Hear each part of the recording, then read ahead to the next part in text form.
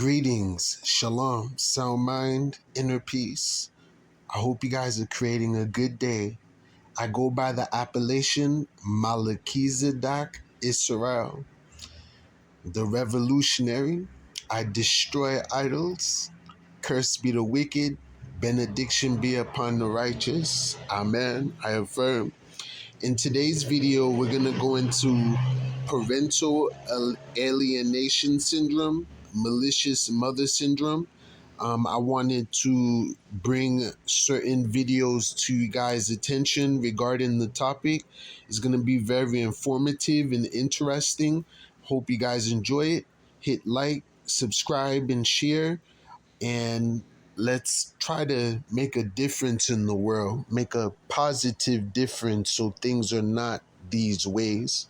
All right. So this video is called Parental Alienation Syndrome, a deep dive into the psychology from medical centric. Check this out. Today's medical-centric topic is, what is parental alienation syndrome? Parental alienation syndrome, PAS, is a controversial term used to describe a situation where one parent is actively working to turn their child against the other parent. This behavior can be intentional or unintentional, but the end result is a child who has developed a negative attitude towards one of their parents. PAS is a term that was first coined in the 1980s by psychiatrist Richard Gardner.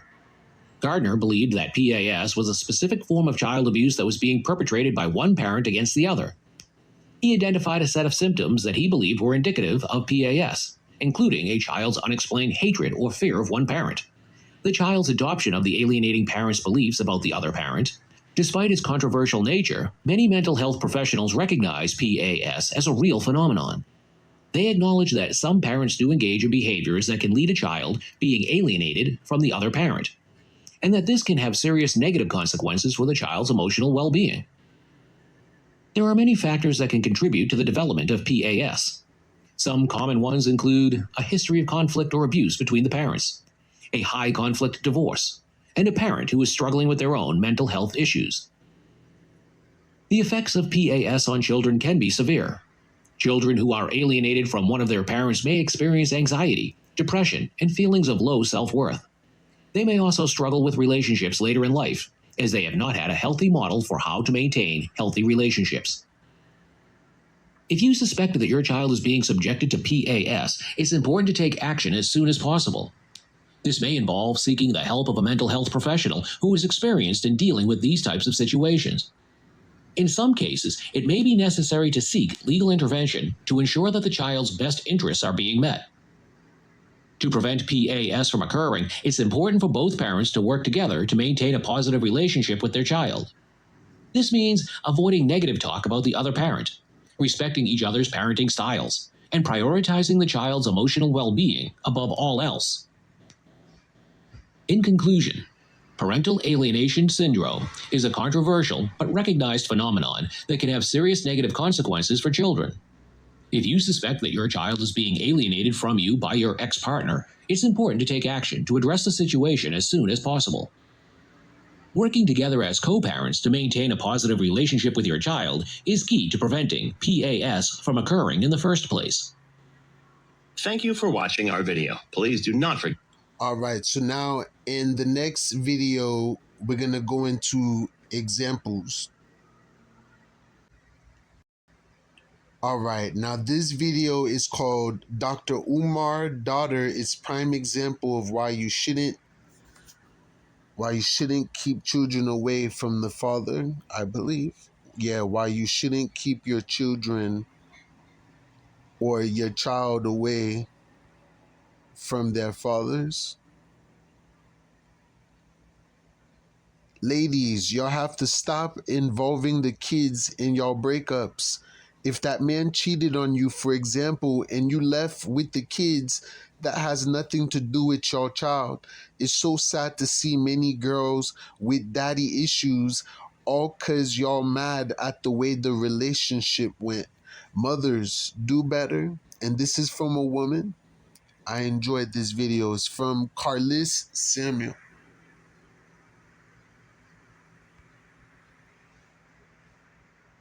You deserve to hear all of the truth from us together. We have much to discuss.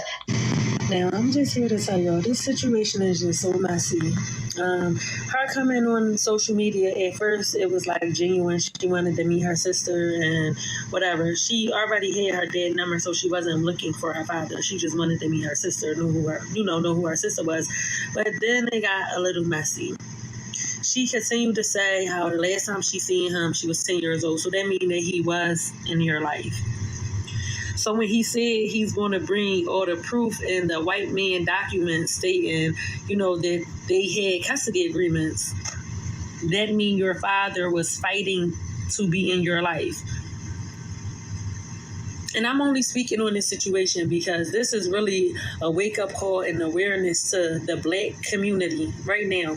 Women, y'all have to stop pulling your children away from their fathers because the relationship didn't work out between y'all. Every child deserves to have a father in their life.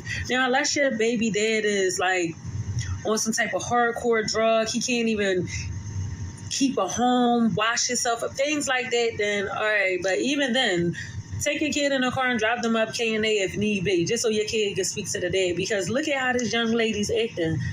She's been brainwashed for years, thinking that her dad didn't want nothing to do with her. He didn't love her. He don't even acknowledge her. And it's all not true. You said out your own mouth that your mom told you one time she had to call the cops to get you back from, your dad. No man is doing that if he don't want no parts of the child. He's not trying to keep you if he don't want nothing to do with you. Understand that. And I blame the woman. Y'all do that so much. Like, still to this day, the relationship didn't work out. Oh, the nigga got a new woman, so you gonna keep your child away from the dad. You're not hurting the man. He may be a little sad, throughout the years, like, damn, I got a kid, whatever, whatnot. But guess what? His life's still gonna go on. Even if he got another woman, he may have another kid. His life's still gonna go on. You're gonna be suffering taking care of that baby. And then when that baby turns into an adult and they start asking questions like, damn, what's up with my pop? Like, why he ain't want nothing to do with me? You're gonna have to answer those questions. And if you lie, eventually they may find their dad and the dad may tell the truth. And now who's the bad guy? Mommy. Who's at fault? Mommy. Stop lying to your kids. Let them fucking fathers be fathers in them kids' life. Your relationship don't have nothing to do with the damn kid. It don't matter if he cheated on you 50 million times. You stayed before you got pregnant. Oh well, get over it. It don't matter if you don't want another woman around your child. Stepmoms be winning. Stepdads be winning too. None of that matters. Like, every child deserves both parents. Y'all gotta do better and tighten up, ladies. That is not a good look. It's actually disgusting. Oh, we got in an argument, so I'm keeping the baby away from him. Fuck that nigga. Da da da. You a weirdo. Nut bitch mentality. Bye. I completely agree with her. Hi, everybody. Hold up. I completely agree with everything that she said. And that connects with the first video that we heard, that we watched, regarding what happens to the children over time, how they eventually have animosity towards the parent that they were kept away from. The child is weaponized against that parent. The child starts to become like the parent that the other parent was separated from. The daughters become more like their mom. The boys become weak, effeminate, emotional. They want to fight all the time and stuff, or they're aggressive. All because of not having the father there. The woman, the daughter, becomes aggressive towards the brother. The daughter becomes aggressive towards the dad. The daughter eventually can't hold a relationship because she's not used to getting her butt beat by her dad. She's not used to being with a dad. So she's not afraid of men. She disrespects men and does dirty stuff and ends up being abused or killed or murdered, sexually abused and stuff like that. That's what happens. They end up becoming addicted to drugs. They end up becoming feminists and hating men. Or girls good, boys bad, girls good, boys bad movement. They raise their children to be the same way, their boys to be weak and their girls to be strong, just so they can put the men down and bash them. It's all because it's the whole malicious mother syndrome and bad fathers that actually do exist as well, that do not want to take care of their kids, because there's many of them there too, that do not want to take care of their kids when they have the opportunity to, where they can actually see their kids, they can talk to their kids, and the mother wants them to be in the children's life, and they don't want to be, because of whatever. That's a whole different story. But a father that want to be in the child's life, kept away from the child, used against the dad becomes tired over time, and what you call it, drained, and burnt out. So he eventually gives up, waits until the child grows up so they can have a connection, because they can't have one without a phone, or without the child being independent from the mother, because the mother may not want them to use the phone to call the dad. It's just crazy. So that type of dad gets called a bad dad because of what the mother chose to do. The child becomes corrupt because of what the mother done. That's a malicious mother syndrome. Okay, not a dad not wanting to be in a child's life when they actually have the opportunity to. That opportunity have to be there. The mother holds that key to that opportunity, and it shouldn't just be an opportunity. She should be encouraging her child to talk to her dad. She should be calling the dad, put the child on the phone. I'm gonna call up your dad, okay? Say hi, daddy. You feel me? Like, there's, what the fuck you mean you gotta wait for him to call you? You have the child. He don't know your schedule. You have to call him when your schedule allows you to, and keep him in contact with his child. Now, if you don't want to, that's different.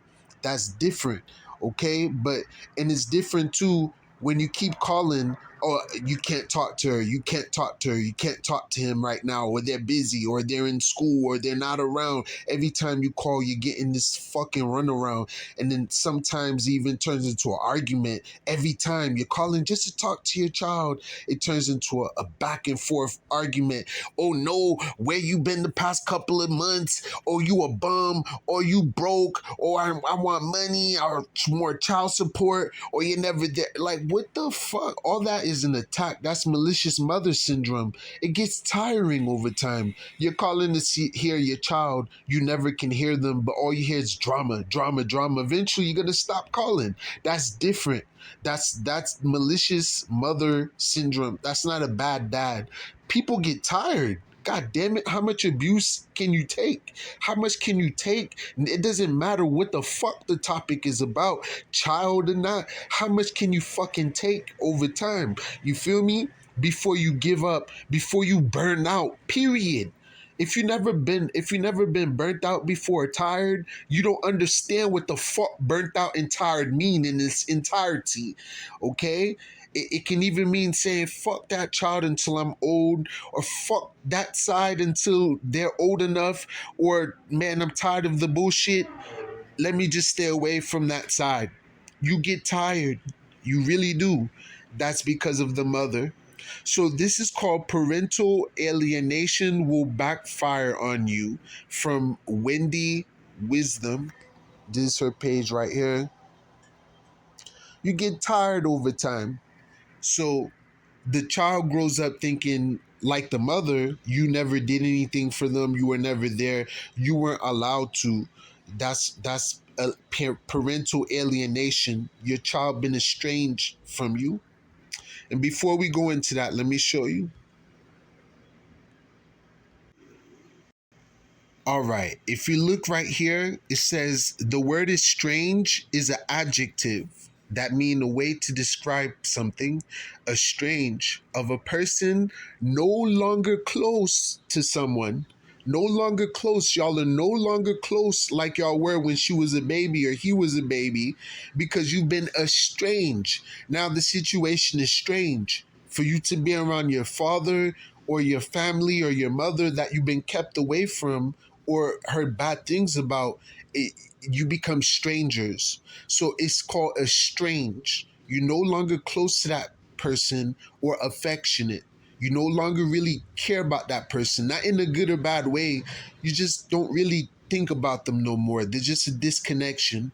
That's being estranged. Y'all no longer affectionate towards each other. You've been alienated. That happens between family and children and parents. So, for example, there's a quote unquote example of it here.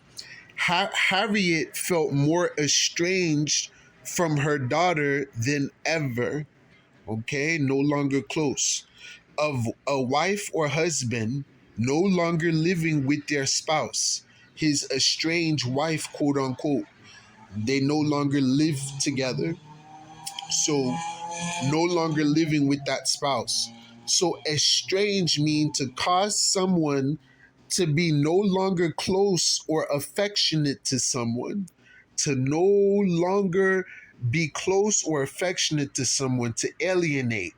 For quote unquote, are you deliberately seeking to exchange your readers to no longer be close or affectionate? So here are some similar words to estranged, other than parental alienation, alienation. So to alienate, antagonize. To antagonize is also to be estranged, to disaffect, to disaffect, make hostile. Look at that keyword hostile, unfriendly. Like Dr. Umar's daughter in this situation, for example, to destroy the affections of, from that sweet little baby child you had to a grown up adult daughter that hates you, to turn away, to drive away, distance. It even happens between brothers and sisters too, because of not having the father in the house. Once again, mothers are very passive. They allow brothers and sisters to be against each other and not talk until they become estranged, strangers to each other. We're strange to even being around each other. So, like, where your child feels weird being around you because of what the mother has done, the malicious mother syndrome, Willie Lynch syndrome, terrorist and baby mother syndrome. All right, look it up. It's the feminist movement. It's all a branch and extension of the feminist girl good, boy bad movement. And they make their children feel this way. If I didn't grow up to have a open mind, and if I wasn't a male myself, I would never have known, I would have never believe anything my father said. I would have believed everything my mom told me about my dad, knowing my mom is not as innocent herself, trying to always point at him, knowing myself she's not innocent because I know her. I know you. I grew up with you. I know you. You're not that innocent. So what did you do to our father to make? I know why my father had to leave the house, although I was able to live with my father from time to time during summertime and stuff. My sister wasn't. She's been completely estranged from my father. She hates his guts, all kind of shit going on. It's my whole family divided, and nobody has a father really. Every father is gone. It's like, what the fuck? I'm surrounded by females all the time. But anyway, I was able to stay with my father from time to time. I wish I was able to do it more. Period. I think mothers and fathers should be in the house, period, all the time. Too bad it can't be that way. And luckily, I was able to live with my dad sometimes. So I was able to see what happened to my sister transforming over time because of my mom talking bad about my dad. She said so much bad stuff. She used to always say, "Oh, you're just like y'all dad, y'all father's race, y'all just like y'all." She used to like it was a bad thing. I'm like, duh, that's my dad. What you mean? Like, I'm like, what she mean? Oh, you just like your dad. And saying this to me and my sister, calling us names and shit like that. We had to grow up with this type of abuse that my dad wouldn't have done. He wouldn't have done those kind of things, calling my sister bitch and hoe and all kind of stuff, all kind of shit going on. My mom I love her, but she wild. You feel me? So if I didn't have an open mind, like I said, and if I wasn't a male myself, I would have never believed my dad. I would have believed every single thing my mom said, not knowing that there's two sides or more to a story, and people don't always get along and stay together. So just because y'all separated, and one person is a primary parent doesn't automatically mean the other parent didn't want to be the primary parent as well. There can only be one, technically, according to their corrupt system. According to nature, both parents are primary. You can't separate these people like Siamese twins. So estranged mean to distance, to put at a distance. Estranged mean to sever connections between, to cut the connection that you have with that person. The words, their negativity and pessimism sever that connection. It creates all types of toxic shit. Single mother syndrome, for real, that should be a word. Single mother, baby mother syndrome, where no man want to be with her. And if she have too much children, eventually her quality and value goes down. No man want to be a stepdad. They don't want to go through that, but so much going on. I'm telling you, this, like, if you're gonna have kids, plan to stay together. Know that you guys are stuck to fucking together until until that child leaves the house. Other than that, if you don't look at it like that, you shouldn't be having kids, because y'all have to be together. I'm not saying y'all have to be. Y'all can separate and co-parent, but that's not how you should look at it. Like, or I'm gonna have a kid, but maybe we should co-parent. No, I'm gonna have a kid and we have to stay together. We're not having a kid. I'm wearing a condom or something else. You feel me? We're not having a kid unless we want to be together until the child becomes adult. If you're not looking at it like that, you shouldn't be having kids. You feel me? Unfortunately, you can still look at it like that, and the woman still do something, or the man do something to cause y'all to separate, where it just cannot work. It's toxic and no good for the child. So it's that's the co-parenting part that you don't want to happen. That could happen. That you don't want to happen, though. So estranged mean to set against. To set against. Your dad this, your dad that. Set at variance. Set at odds with. It makes sense, right? You can do these things. There's a word for doing it. It's called estranging someone, alienating them, alienating. So to make hostile to, remember that, hostile, remember that, to make hostile to. Watch how Dr. Umar's daughter act in these certain videos that nobody have seen that much yet. It's not popular. I haven't seen much talking about these videos I'm about to share. So to drive a wedge between, you see, it drives a wedge between the male and the female, the daughter and the father, the brother and the daughter, and sometimes the son and the mother. A wedge between male and female. The feminist bullshit taking hold in the house of a Jezebel spirit. So to cause antagonism between, to cause like instigating, to sow dissension between. Now the opposite is to unite and attract, to bond, to love. So when you alienate a child from their parent, you cause them to become estranged, no longer close or affectionate. And that's all because of what a parent did, and the illusion that the other parent was the fault. All right, now let's continue on with the videos. Hi everybody, it's Wendy Wisdom coming to you with some food for thought for the week. So I wanted to talk about parental alienation. Parental alienation is a form of emotional psychological abuse where the custodial parent speaks negatively about the other parent, and they pretty much are planting seeds of negativity, discord, trying to tarnish their child's perception of the other parent. And the thing with parental alienation that is so damaging is that you have to give that child an opportunity to form their own opinion of the other parent. If the other parent is that bad of a parent, that child is going to see it. What you don't want to do is put yourself in a place where you are constantly speaking negatively, blaming the other parent for not coming through financially, for being very absent, or whatever the case they may be. And mothers are not telling their children that their dads are paying child support, meaning that the dads are supporting them. They're not able to be present. The opportunity been stripped from them if they don't have co-parenting rights from the court, which is fucked up because nature give you the right, but you need court to say it so.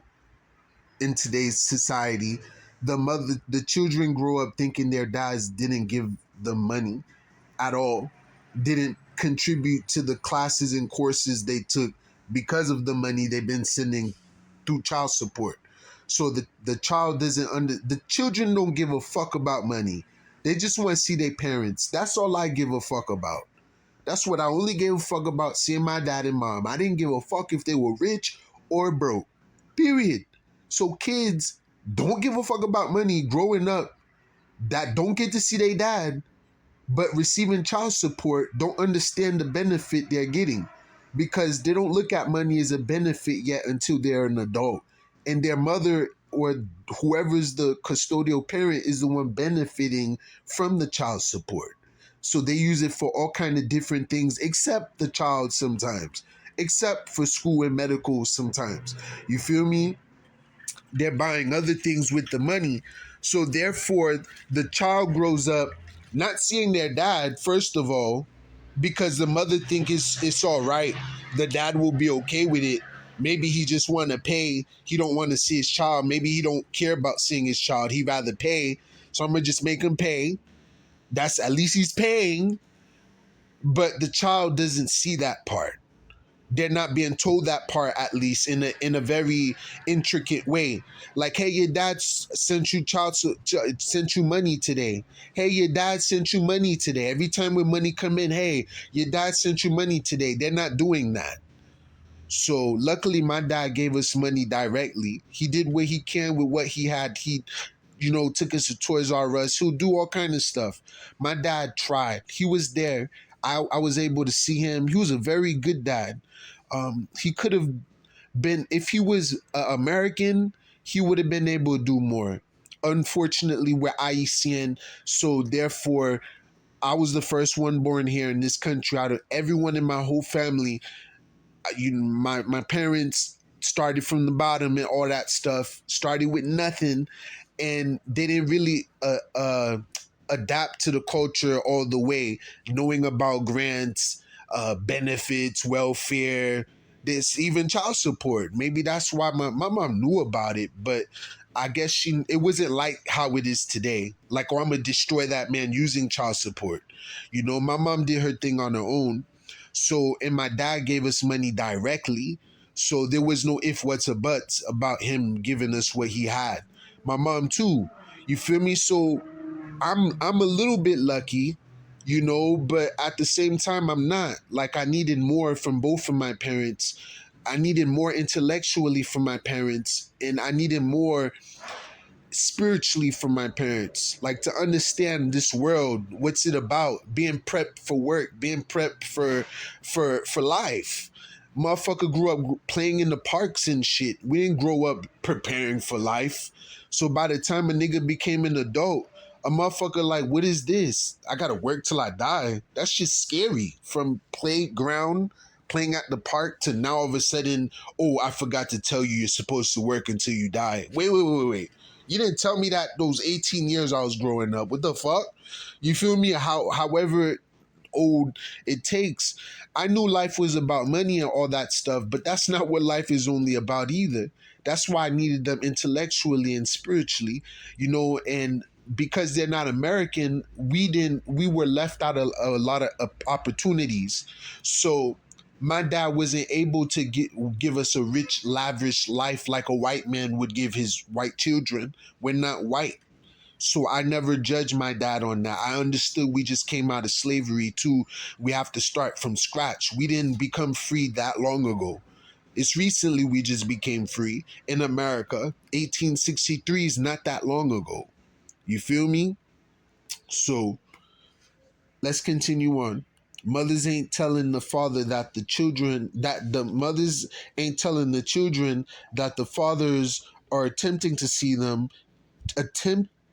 are attempting to see them, attempted to see them, and been sending money to that child via child support, whether forced or not. So the child is growing up ignorant of the father or the mother, believing that that other parent it never done anything for them. That becomes one of the main things that come out their mouth when they grow up. You never did anything for me. You see?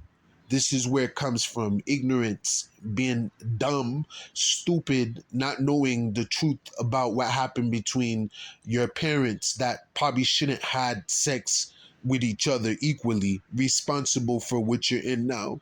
Equally, okay?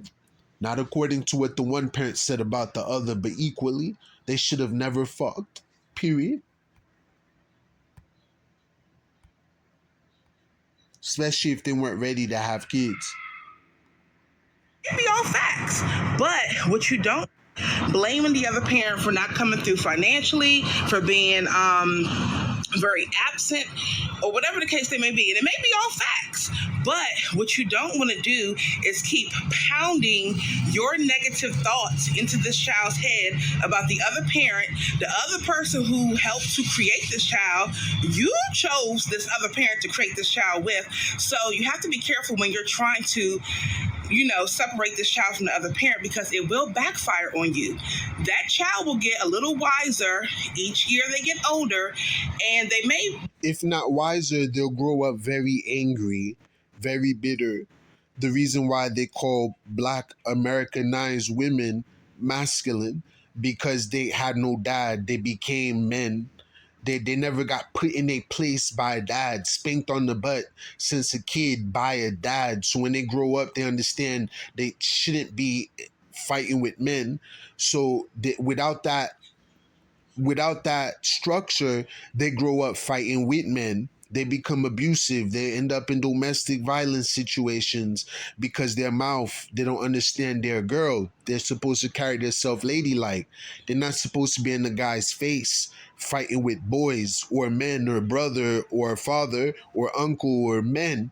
Then that's not a place to be unless you're in danger, a life-threatening danger. You don't cut a man with your teeth as a girl. If that was your dad, and you said "fuck you, dad" as a little girl, he would have beat your ass, and you would have realized that he's too powerful for you to be fighting with. You don't want to go through that again. You feel me? So when you grow up, you understand that some men won't put up with your shit. So without a dad, you think every man will put up with your shit. It creates division between brothers and sisters, mothers and sons, and daughters and fathers. The male versus female, the female versus male bullshit again. voice it to you, because some of the behaviors that will start to, By the way, that's mainly an American thing. That's not, if you go to Haiti or Jamaica, anywhere in the islands where no one's Americanized, Europeanized, industrialized, westernized, wherever you go to these other places, it's not like this. That this is only in America. So I'm strictly speaking about Americans and Americanized motherfuckers. present itself as American idol worshippers that follow Americans, which you shouldn't be doing. Don't follow the heathens. a lot of disrespect, a lot of attitudinal. Each year they get older, and they may voice it to you, because some of the behaviors that will start to present itself is a lot of disrespect, a lot of attitudinal behavior, or they may be very shut down and not want to communicate with you because you don't care about their feelings anyway. You're caught up on tearing down the other parent and vilifying them to keep the other child from them. To keep the child from not wanting to maintain a relationship with the other parent. This is not healthy. Get out of your own emotional stuff. To the point where the child does not want to be with you because they haven't been with you in a while. It feels weird, which means estranged. You feel me? Look it up. It's all psychological, mental issues already brewing since the child is a kid. It happened to you probably, and now it's happening to your kids. Or it will happen to your kids when you have them, because of the way you are, the way you were raised. You gotta find a way to learn more than what you were taught and really try your best to stick with it and try a new pattern.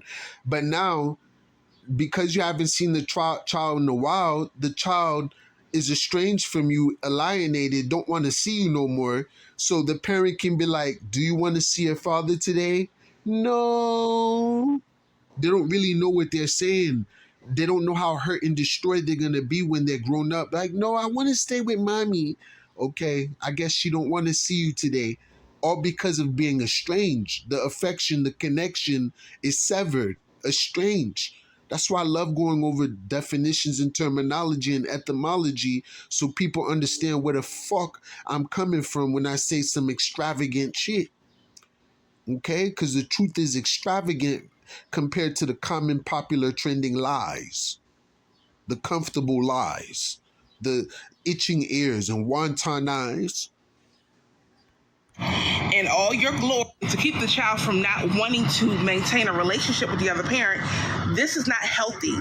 Get out of your own emotional stuff in all your glory as the parent of the lifetime, because there's no such thing as a perfect parent. You cannot win when you're tearing another parent down. The only thing that will happen is that this will backfire on you. You will raise a child to resent you or feel that they have to carry your burden of hurt, pain, and everything else for. And boys, Black American boys or Americanized boys that grow up in this country, America,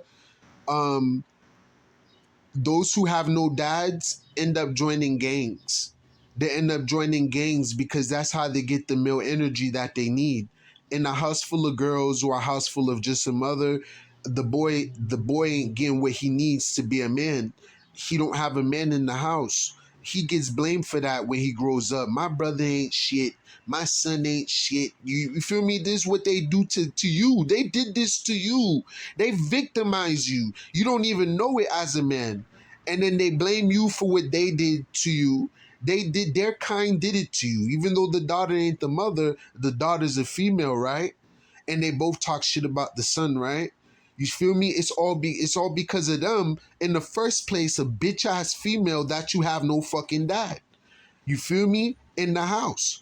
And you don't want to tolerate that disrespect from these bitches in your own house, so you end up joining gangs outside.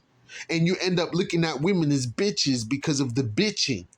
That's all the imbalance of not having the father in the house that you need. You feel me? And the son overpowers the mother because he's supposed to. He's supposed to be the head of his house.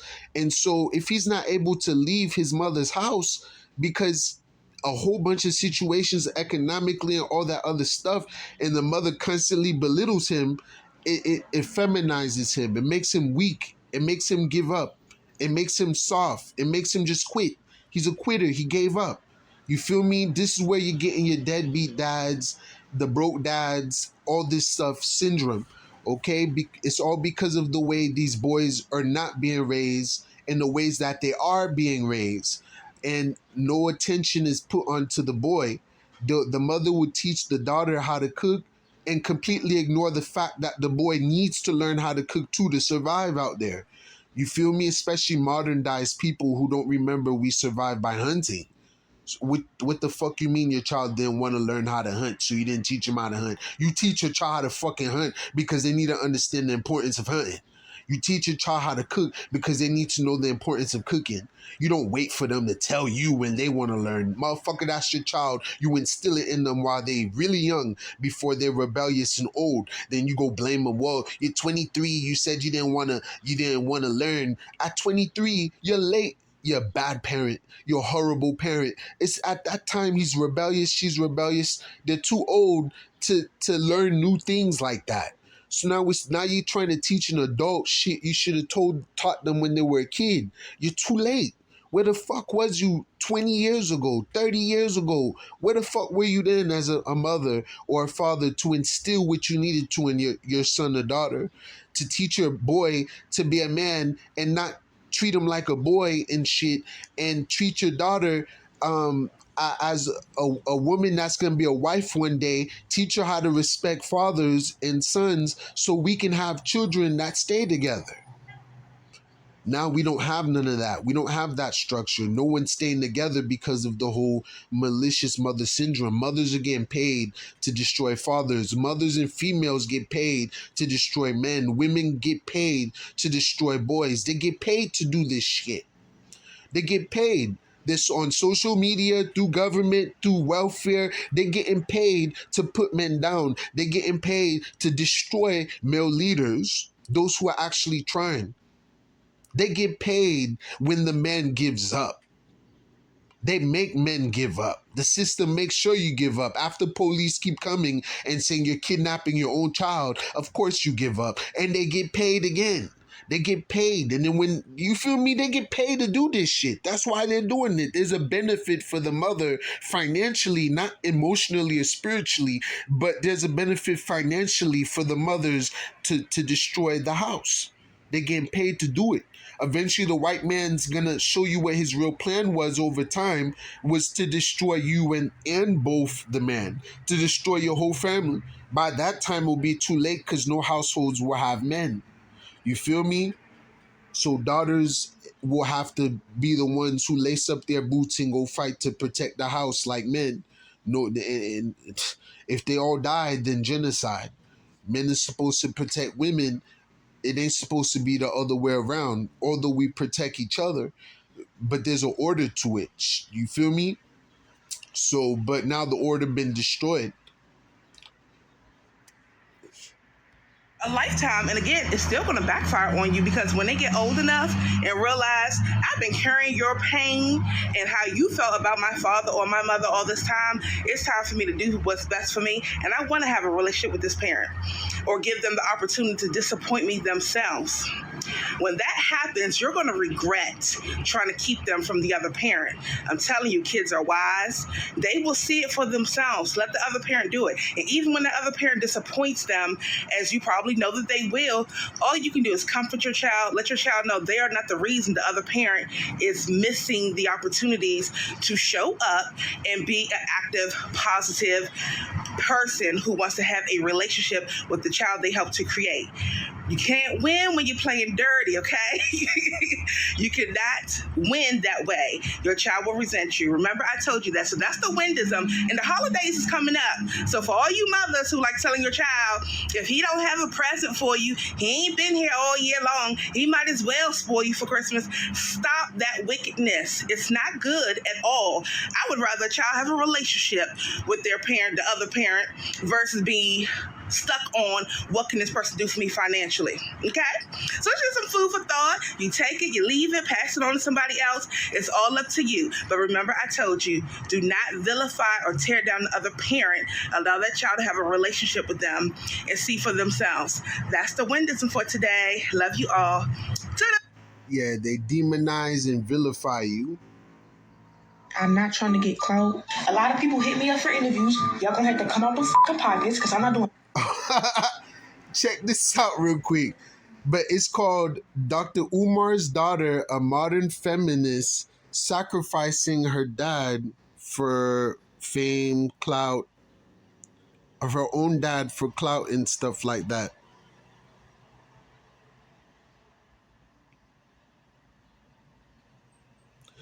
So it says Dr. Umar Johnson's daughter is out here calling him a so-called deadbeat dad, but which would mean someone who haven't paid any money. That has nothing to do with being present.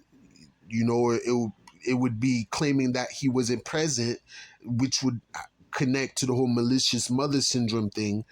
That's why they don't focus on the not being present part, because that's the issue. Why weren't you present?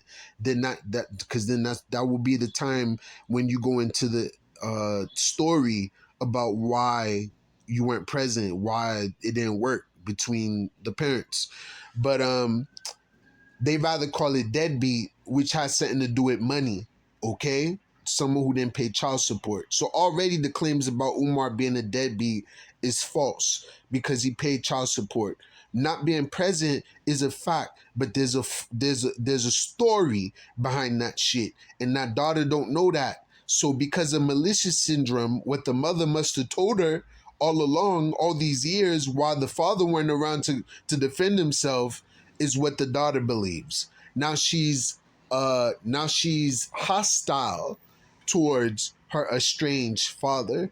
So let's be real. Is this about the truth, or is she just following the modern feminist script, especially to get a come up? Because you know these feminists stick together. This false woman power thing going on, but they're really crabs in a bucket, because even females don't like females. If females told me this, okay, that's why they have a lot of male friends, because females are bitches and females are crabs in a bucket. And of course I'm not talking about all of them, but I'm talking about the majority of them, because god damn it, the majority of them are cursed and corrupt like the men, the majority.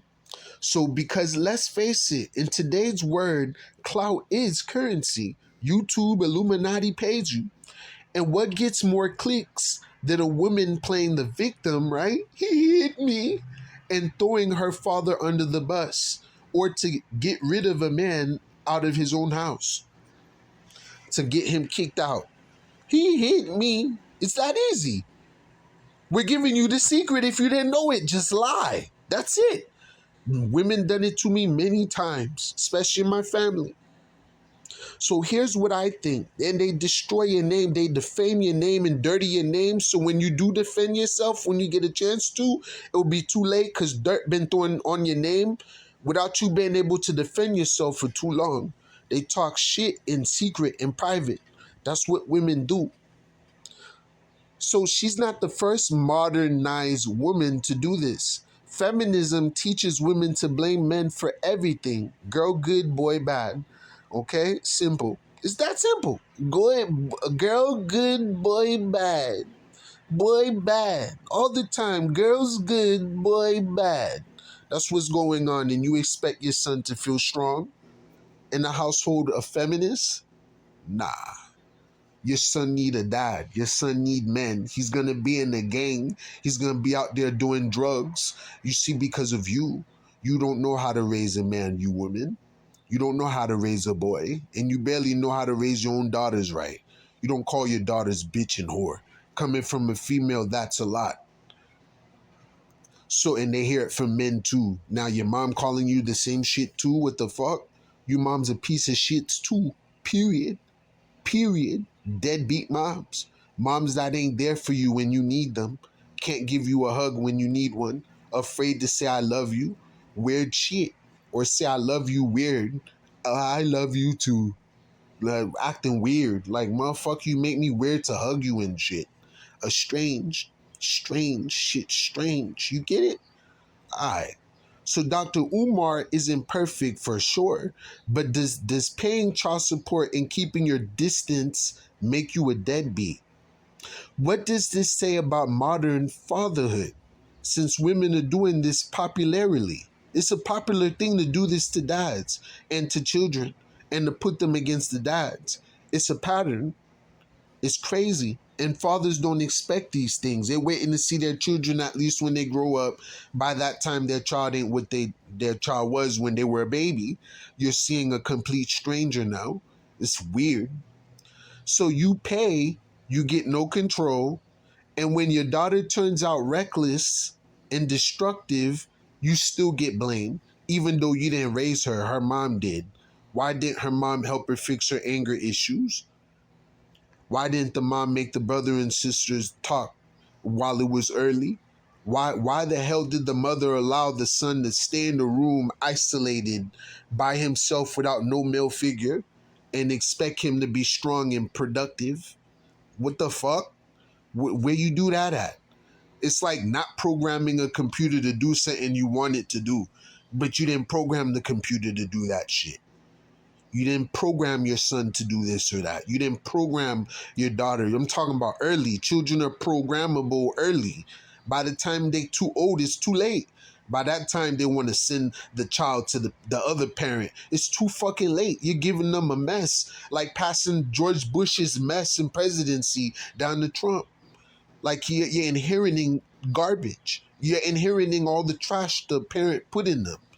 And then you got to undo shit and then replant shit and reprogram them before they get old enough and fucked up in the head and have mental issues everywhere they go.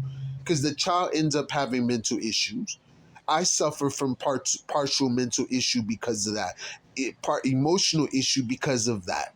It's not something the child chooses or not. It happens first and then they choose to let it go or work through it later. It's not something a child can choose not to happen. Growing up without both parents causes mental issue, period. And there's nothing you can do about it except let it go once you find out. Period. Period. Growing up numb, missing that other parent that you love so much and miss so much, to not seeing them and having to go numb so it don't hurt, to seeing them again now all of a sudden. It's like, I don't know if I want to open up my heart again. I already been bruised. I'm hurt. I'm numb. That side of me don't move no more. It's weird. It's strange. Okay? Understand the word. Parental alienation encompasses being estranged, distant, separate, hostility towards the other. So at the end of the day, this is a systemic issue. Government should have been paying child support just like they pay food stamp. They don't go to the dad to pay food stamp. So the government should have been paying child support to mothers, not the men. Plus, we're victims of this system. They owe us money. We don't owe them shit for them to be coming to us men for shit. They should be going to their government for what they want. Men don't owe women shit, period.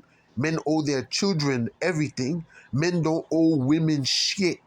Everything they owe their child don't need to pass the hand of the mother, period. Like I said, my dad used to give me money directly, period. Period. It didn't need to go past my mom's hand, period. So at the end of the day, this is a system issue. Once the system is brought into the issue, okay? I didn't grow up in my household in the system, period. Not even with food stamp or welfare, period. We didn't grow up that way, all right? Because of many good and bad reasons. Not because of ignorance and also because of pride. Not wanting to ask the system for shit. That's how my mom is. So she don't like asking for help. That's another issue. And I hate that. You need me, let me know. What the fuck's going on? What the hell? Like, I don't like that. No, I'm going to be strong. I got it on my own. I'm going to show you that I can do what you can do. Why the fuck you compete with me? I never doubted you can do what I do. Now you're making me wonder what the fuck can we both do and not do? Which wasn't something I was thinking about. Like, oh, she can't do that. No one said you can't fix a tire. I'm going to show him I can fix a tire, baby. Relax. I got it. I never said you didn't know how to fix a tire. I didn't say you didn't know how to lift weights. You don't need to show me anything. Like, I don't know why women have to try to show you something. Like, you doubt them. Whoever doubted you, that's who your beef is with. It's not with the collective or with the whole sex. The fuck? Like, I believe some women can do what some things men can do. And men can do certain things that women can do. And then there's certain things that we both can do that the other can't do. What the fuck? Are y'all dumb? Everything ain't one way and stagnant. Open your fucking mind. Shit. So men are set up, or boys are set up to fail. Boys become men. Oh, he's so cute. He's a deadbeat. That boy that was so cute was the one that grew up without his dad in the house for some reason. Oh, now he's a deadbeat because of him being a victim of what his mother and father did. We're victims. We're all walking around here victims with mental issues, hurting people and hurting each other, causing our children to go through the same shit we went through, not being careful about that, not taking heed to anything anybody said. I said a lot of important, vital, key things here, and I bet you it's going to go over many's head for one reason or another. Some like the way the people say shit. Some people don't like the way certain people say shit. So some people, focus on how you say it. So it's annoying because at the end of the day, what's being said need to be heard and need to be acted upon, and something need to be done regardless of how it's said and if you like it or not. Something need to be done about it, period. It didn't come up for no reason. So, especially not having dads, it's a serious issue, very serious issue. You wonder why gang is growing. That's where all the brothers at. That's where the men at. Fuck you mean? A nigga ain't gonna grow up gay. The fuck? I'm gonna be playing football. I'm gonna be playing basketball. I'm gonna be doing what boys do, what men do. I'm gonna be shooting cap guns and BB guns and water guns. We're playing manhunt and shit like that. We playing tag and I'm jumping over fences. Nigga, I'm a boy. Fuck you mean? Mothers don't know how to raise sons. I know that for a fact. They can feed them, of course. They can cause them to survive by feeding them and clothing them and housing them. But as far as making them become a hunter, a gatherer, a man, mothers don't have that ability in them. She ain't got that ability, period. And a father can't teach a daughter how to be motherly like all the way. Logically, intellectually, he can put knowledge in her head, but a mother teaches a daughter how to be a mother because she's a mother, so she has an example with the intellect. You feel me? So daughters need mom and dad, and sons need mom and dad for different important reasons. And without one, there's an imbalance in you chemically, which leads to mental and emotional issues, suicides and gangs and violence and aggression and anger and not being able to hold relationships and having a bad mouth, disrespectful, destroying family, even the one that you're immediately part of, destroying your new family.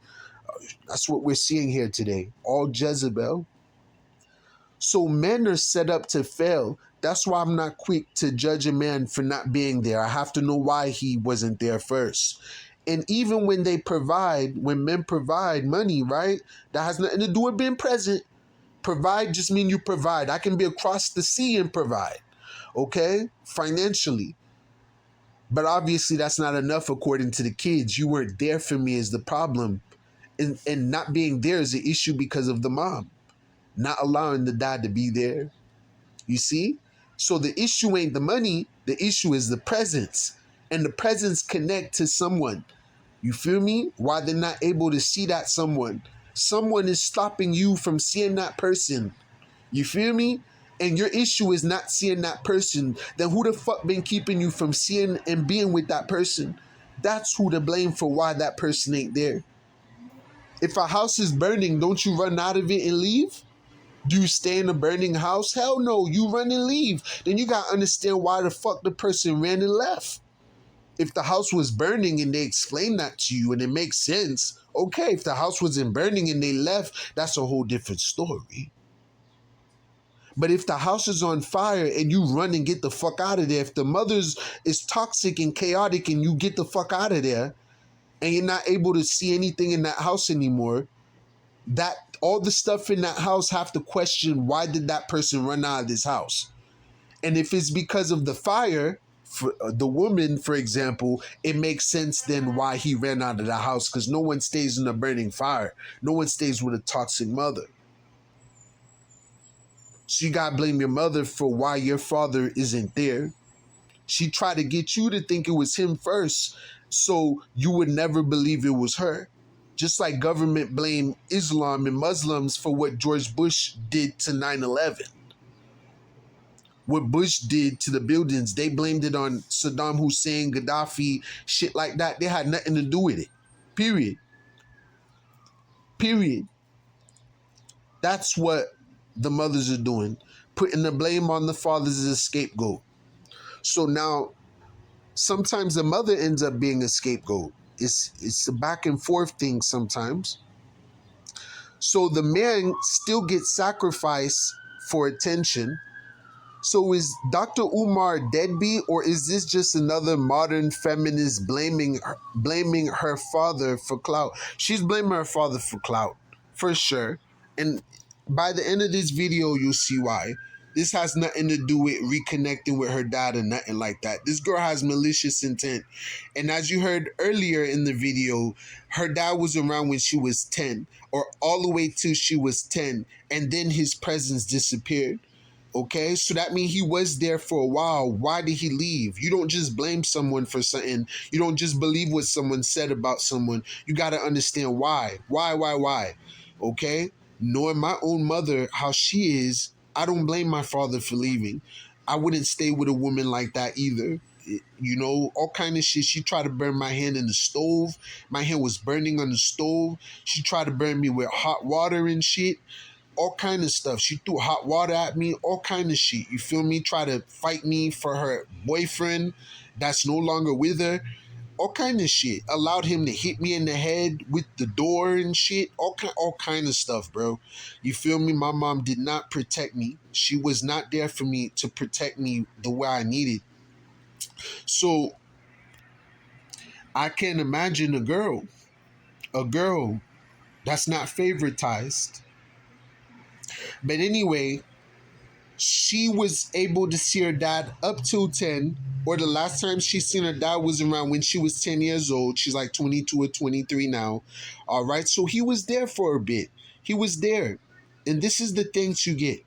This is the things you get, period, for being a dad, period. Good or bad, this is the things you get. I'm not trying to get clout. A lot of people hit me up for interviews. Y'all gonna have to come out the pockets because I'm not doing shit for free. 3,500 to 10K is my range. You hear that? She talking money right there. She ain't talking about trying to bond with her dad or her sister. And if she had a brother, she wouldn't be looking for her brother. So it's weird how these feminists are lesbian like. They only speak up for girls. It's a whole bunch of lesbian shit going on. Jezebel, lesbian bullshit going on here. It's an American thing. It's not like that in Haiti or nowhere else. Okay? Y'all pay Dr. Umar thousands of dollars to get the on here talking. Y'all gonna pay me the same shit. What's good, y'all? It's a good day out. Thought I'd get down here in the West Bottoms of KC, walk around a little bit, voice a couple things on my mind about this Umar situation and his daughter basically disrespecting him online.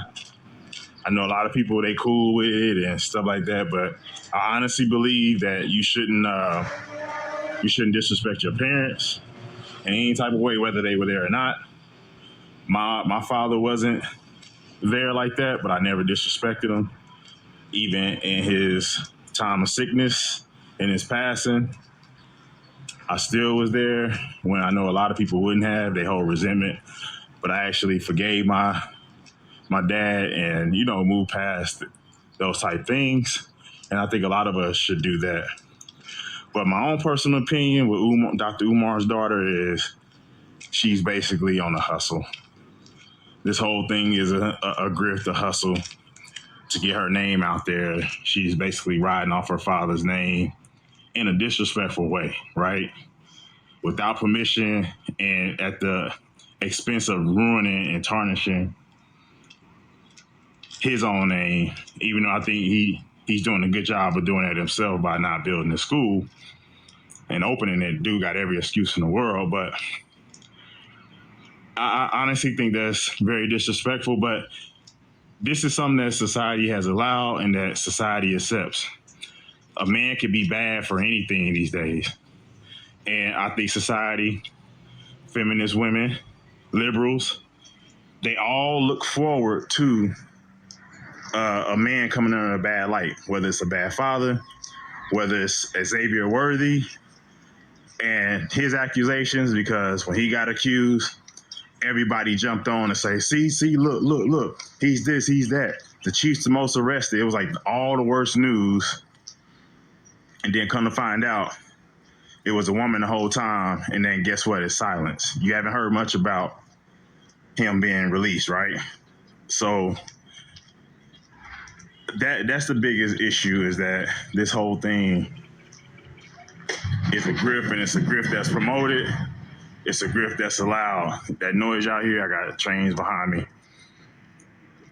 Yeah, that's where we're at in today's time, is that it's okay to destroy men. And that's what Dr. Umar's daughter is doing. And this is not to take no accountability from him. But I do agree with one statement he said, where he said that he's paid his child support on time. And if you're paying your child support on time, I don't think you're a deadbeat, right? Because, now they want you to pay child support, pay for your home, pay for the woman's home. She got to pay for her home.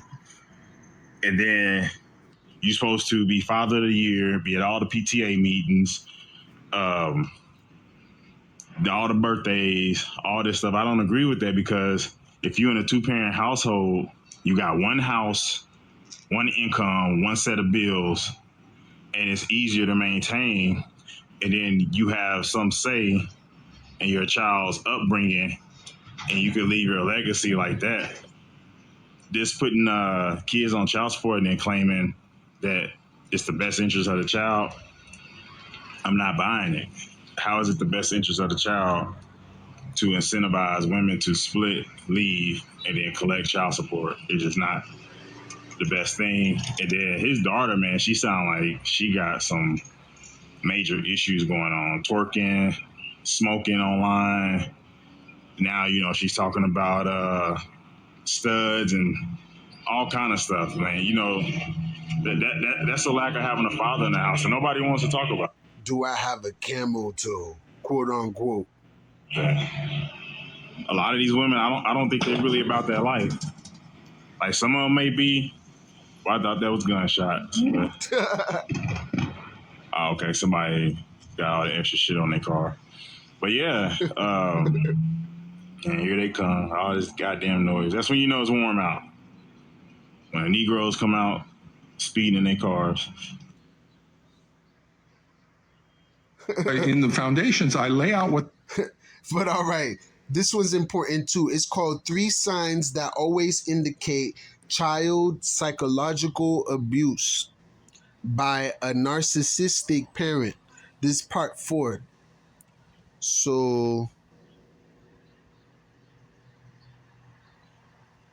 wow.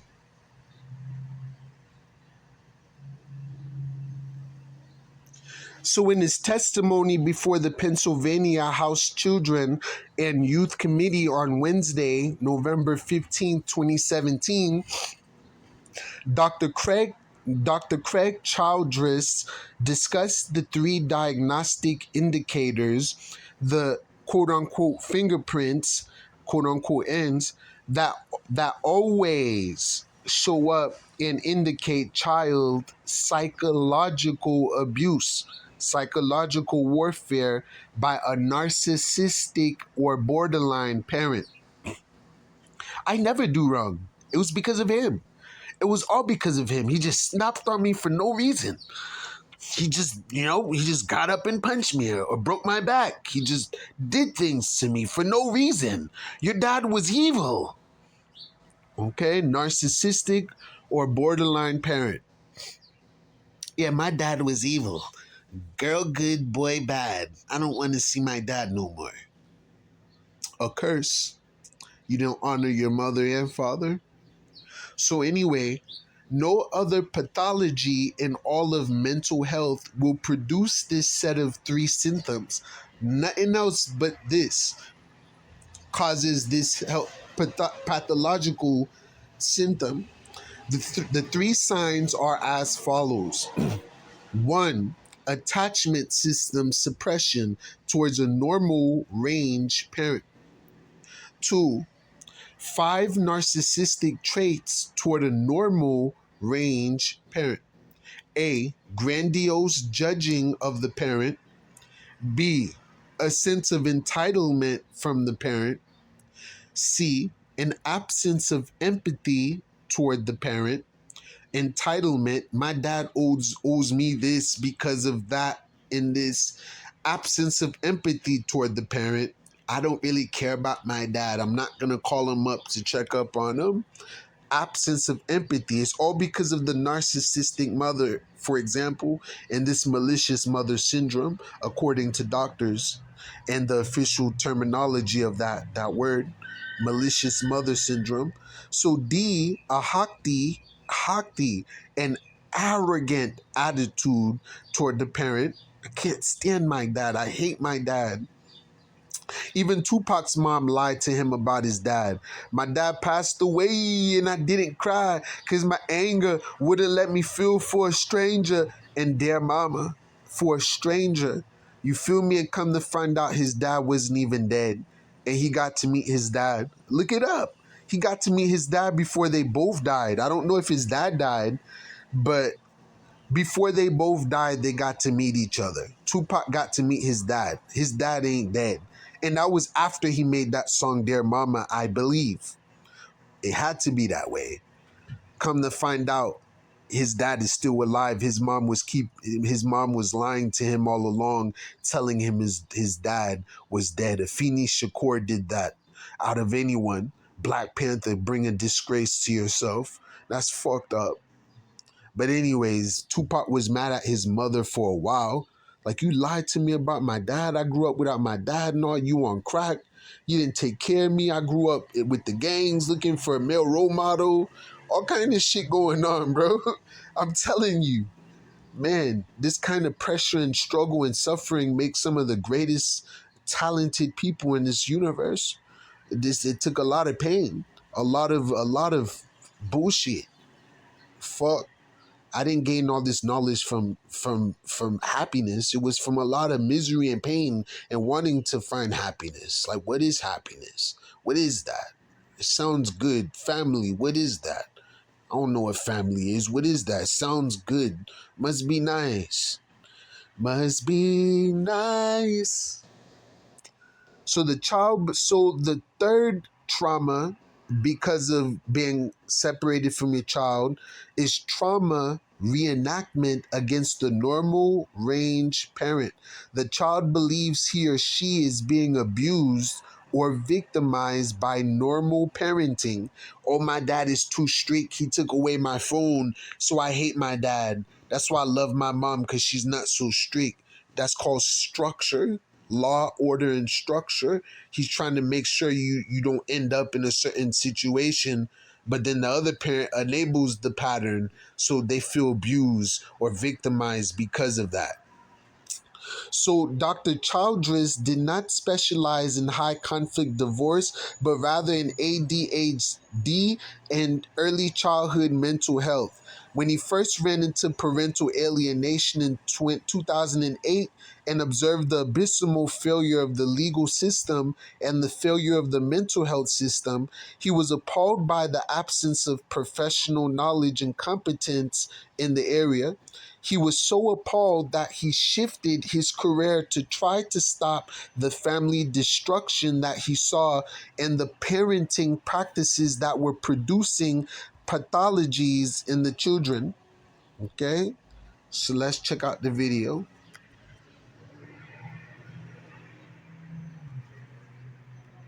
In the foundations, I lay out what the pathology is, describe it in detail, leading to a set of 3 diagnostic indicators, those retractable claws, that will always show up with this particular type of pathology, cross-generational coalition with a narcissistic borderline parent, and will show up in no other pathology.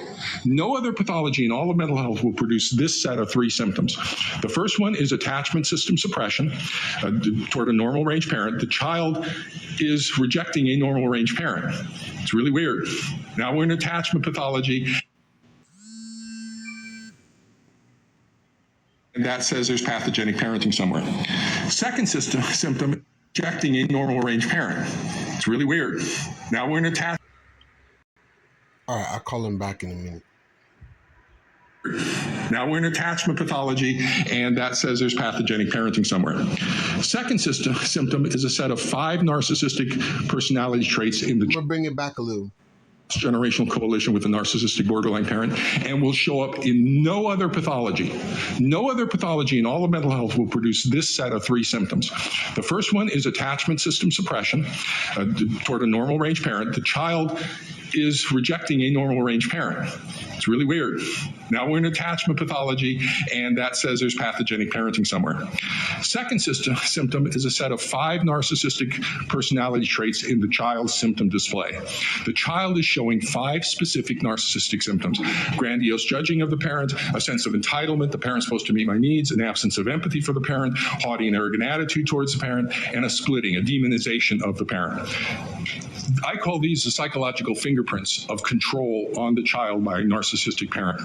We cannot control a child without leaving fingerprints of that control. And so that second symptom are the fingerprints. How does a child acquire narcissistic personality traits? Is that child narcissistic? No. It's because the parent is narcissistic, influencing the child, and it's the child is picking up the attitudes of this parent towards the other parent, the absence of empathy towards the other spouse, the haughty and arrogant attitude towards the other spouse. So that's the second symptom. Third symptom is that victimization symptom, that trauma reenactment, false one. That the child has a fixed and false belief that they are being victimized by the normal range parenting of the targeted parent.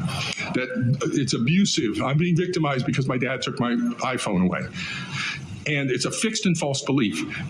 In psychology, a fixed and false belief is a delusion. And the belief that you are being victimized is a persecutory delusion. That it affects only one area of the child's life is called an encapsulated persecutory delusion. The child is showing an encapsulated persecutory delusion. Where is that child getting that from? The narcissistic borderline parent. Boom. A fixed and false belief is a delusion. And the belief that you are being victimized is a persecutory delusion. That it affects only one area of the child's life is called an encapsulated persecutory delusion. The child is showing an encapsulated persecutory delusion. Where is that child getting that from? The narcissistic borderline parent who believes this false narrative of victimized child. And so the child is acquiring this encapsulated persecutory delusion from the other parent. So we are essentially lifting the fingerprints of the pathogenic parenting from off of the child's symptom display. No other pathology, even authentic child abuse, will not show this set of symptoms. Child doesn't have a haughty and arrogant attitude towards their abuser.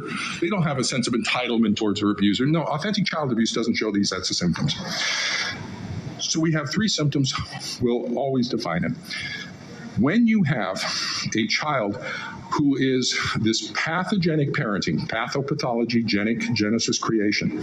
So a parent who is creating pathology in the child, they are creating developmental pathology, suppression of normal range attachment bonding motivations where the child's losing a parent. Narcissistic personality traits, they are creating a personality disorder in their child, and a psychiatric delusion in the child.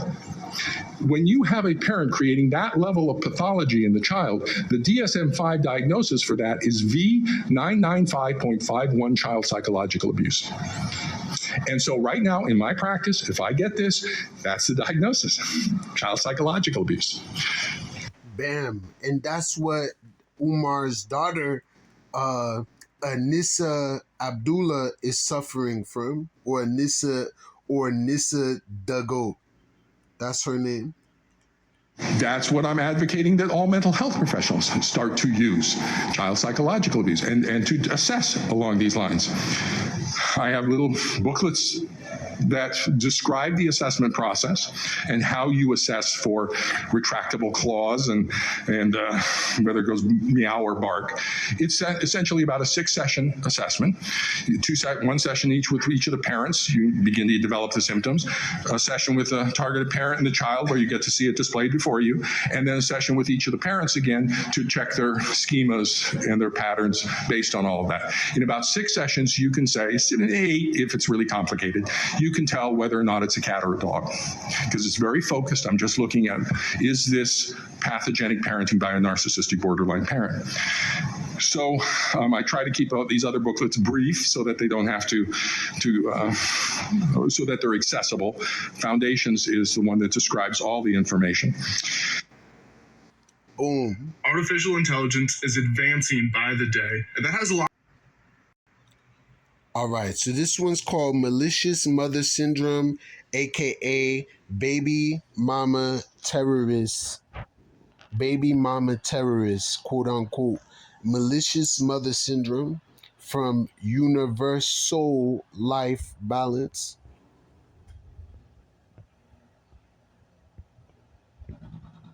So Chief Jamal talks about the uphill battles single fathers face against the legal system in society. So let's go ahead and go into it.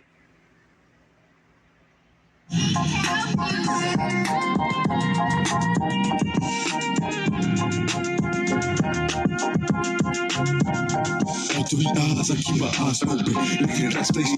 eyes open anything, and I stay strapped before you die smoking. All 3 eyes, I keep my eyes open anything. No competition, I'm trying first.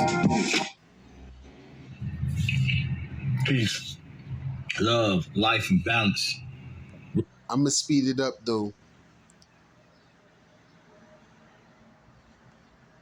Real quick, family, and I'm gonna speak from the perspective of a dedicated black father, and a father who I hold that as the highest title, the highest honor that a man can have is to be a father. But what y'all must understand, especially women and even other men, about single fathers and men who are fighting for custody of their fathers, it is a very exhausting, rigorous, very painful, very excruciating process when trying to see your children or be in your children's lives, and the female that you have the children with is not cooperative. It's not an easy process, and a lot of you brothers who try to speak too quickly on men, like you get with a woman and the woman has kids and she's bashing the father. First of all, if you jump in and start bashing the father as well, you are a suck ass dude, man. That is a simp. I think they overuse it, but that is a simp right there. You never just bash another man without meeting them. You should never have hatred or bash a man without meeting that man and talking to that man and getting that man's side of the story. Another issue is that a lot of times when these relationships happen, the mother wants to erase the real father out the life and try to start all over. A lot of women unfortunately do that. And in that process, unfortunately, the kid ends up being the victim. They lose relationship with the father, and they get misinformation about the father. Too often in the society, the fathers get judged very easily. I see all these posts every day on social media about I gotta be mama and daddy. The daddy ain't ish, and me going through this type of stuff. Me being a man who spent 6 figures on legal defense to see my kids, and all together with all my situations and business, buy my kids whatever I can when I was with their mother, gave thousands, and then we show up in court, and then she'll say to someone else that he doesn't do anything for the kid, he hasn't paid X, Y, and Z.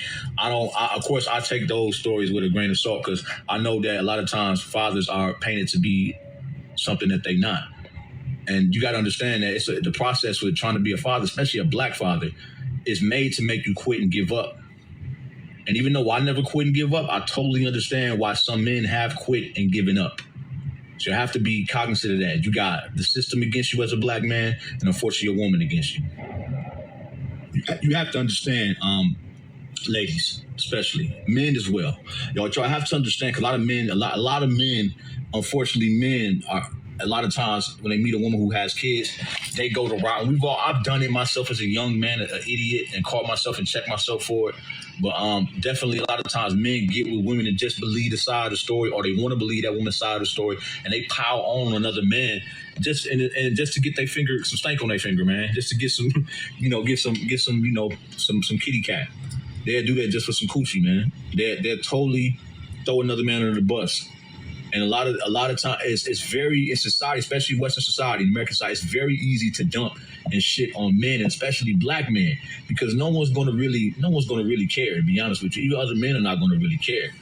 That's just how it is, whether it's fair or not. And if it is people that care, their voice is going to be so small that no one's going to really give a damn. Now we're just starting to see the popularization of men's spaces, but you got to understand, you guys. Especially women that are still, because of the internet, stumbling up on these. But these spaces have been around forever. Men been talking these points, these red pill points, and all these points about female nature, dating. This is not new stuff. Kevin Samuels is actually a new booty. Especially misandry, the hatred of boys and men. This range, Fresh and Fit, these guys are new. The stuff that they saying, they're piggybacking from older content creators. This been around pre-internet. This been around forever, but even in the platform, as far as how it is, as how you see it today, that's been around for a minute. The manosphere has been around for a very long time. It's just been like it didn't have the exposure it has now. But now with the exposure, a lot of people are like, whoa, a lot of people, because we're so drenched in certain narratives that you conditioned to not hear a man give his voice. Now, there's a difference between men speaking as men and addressing the issues and dealing with female nature and men bashing women. I don't support platforms where men bash women, all right? Or where they sit up there and they cry like bitches about women. Y'all see me on here or whatever platform you watch me on right now, other platforms, y'all know I don't rock with that. But I do think that men do need to be educational towards other men, and men do need to be, older men need to help young men deal with female nature.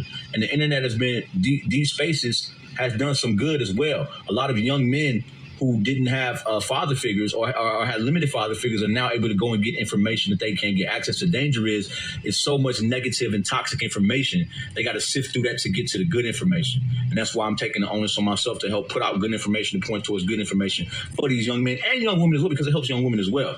But what y'all have to understand, for a father, especially a black father, don't be so quick to bash. I don't care if you think the guy's a scumbag or even if his character not all the way there, because the black man's nature is very caring, very nurturing. Why do you think the black men are the catfish of the dating market? Why do you think that a lot of these Caucasian women and Asian women, when they know they can't, cut it no more in their community, they come to the black man?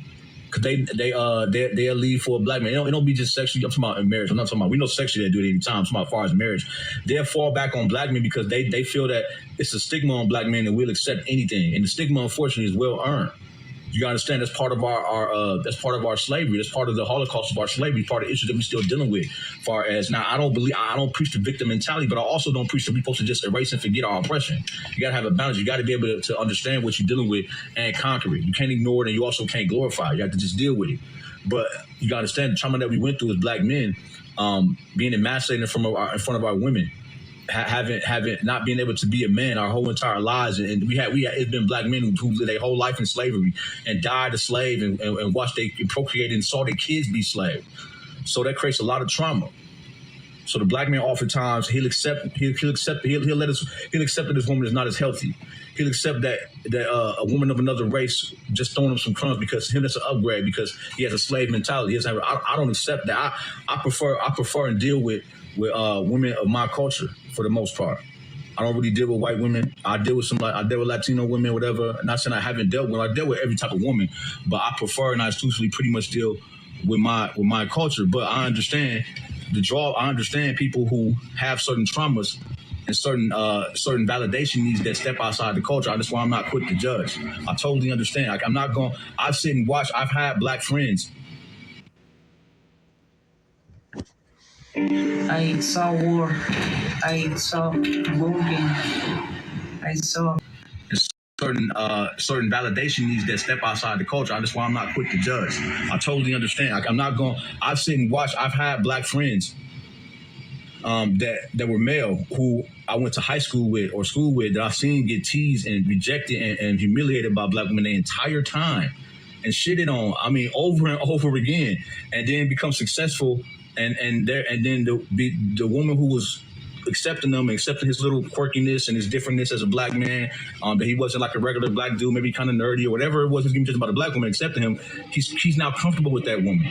And then when he gets to a place of success and he wants to settle down and he takes that woman to be a wife or whatever, he's just doing what he was comfortable with. He didn't get any comfort or any welcoming, man. And this is from a Black Panther. This is from Chief General Commander, legendary Black Panther Party. This is from someone who sticks up hard for sisters, and I would never leave this my sisters, but that's me. That don't mean I don't understand somebody else's plight, but dealing with that situation, vice versa for women, black women go through it too. But people are going to go. You only got one life to live. People are not going to waste their whole life to try to figure something out. Now you got some people who like me, who like, nah, I'm just if I got to do it like that, and both are fine. I think that we got to understand where we're coming from. But back to the topic at hand, don't be so quick to judge, especially a black man situation, but any man, period, when they're in a situation where they're being accused of not being able to take care of their kids.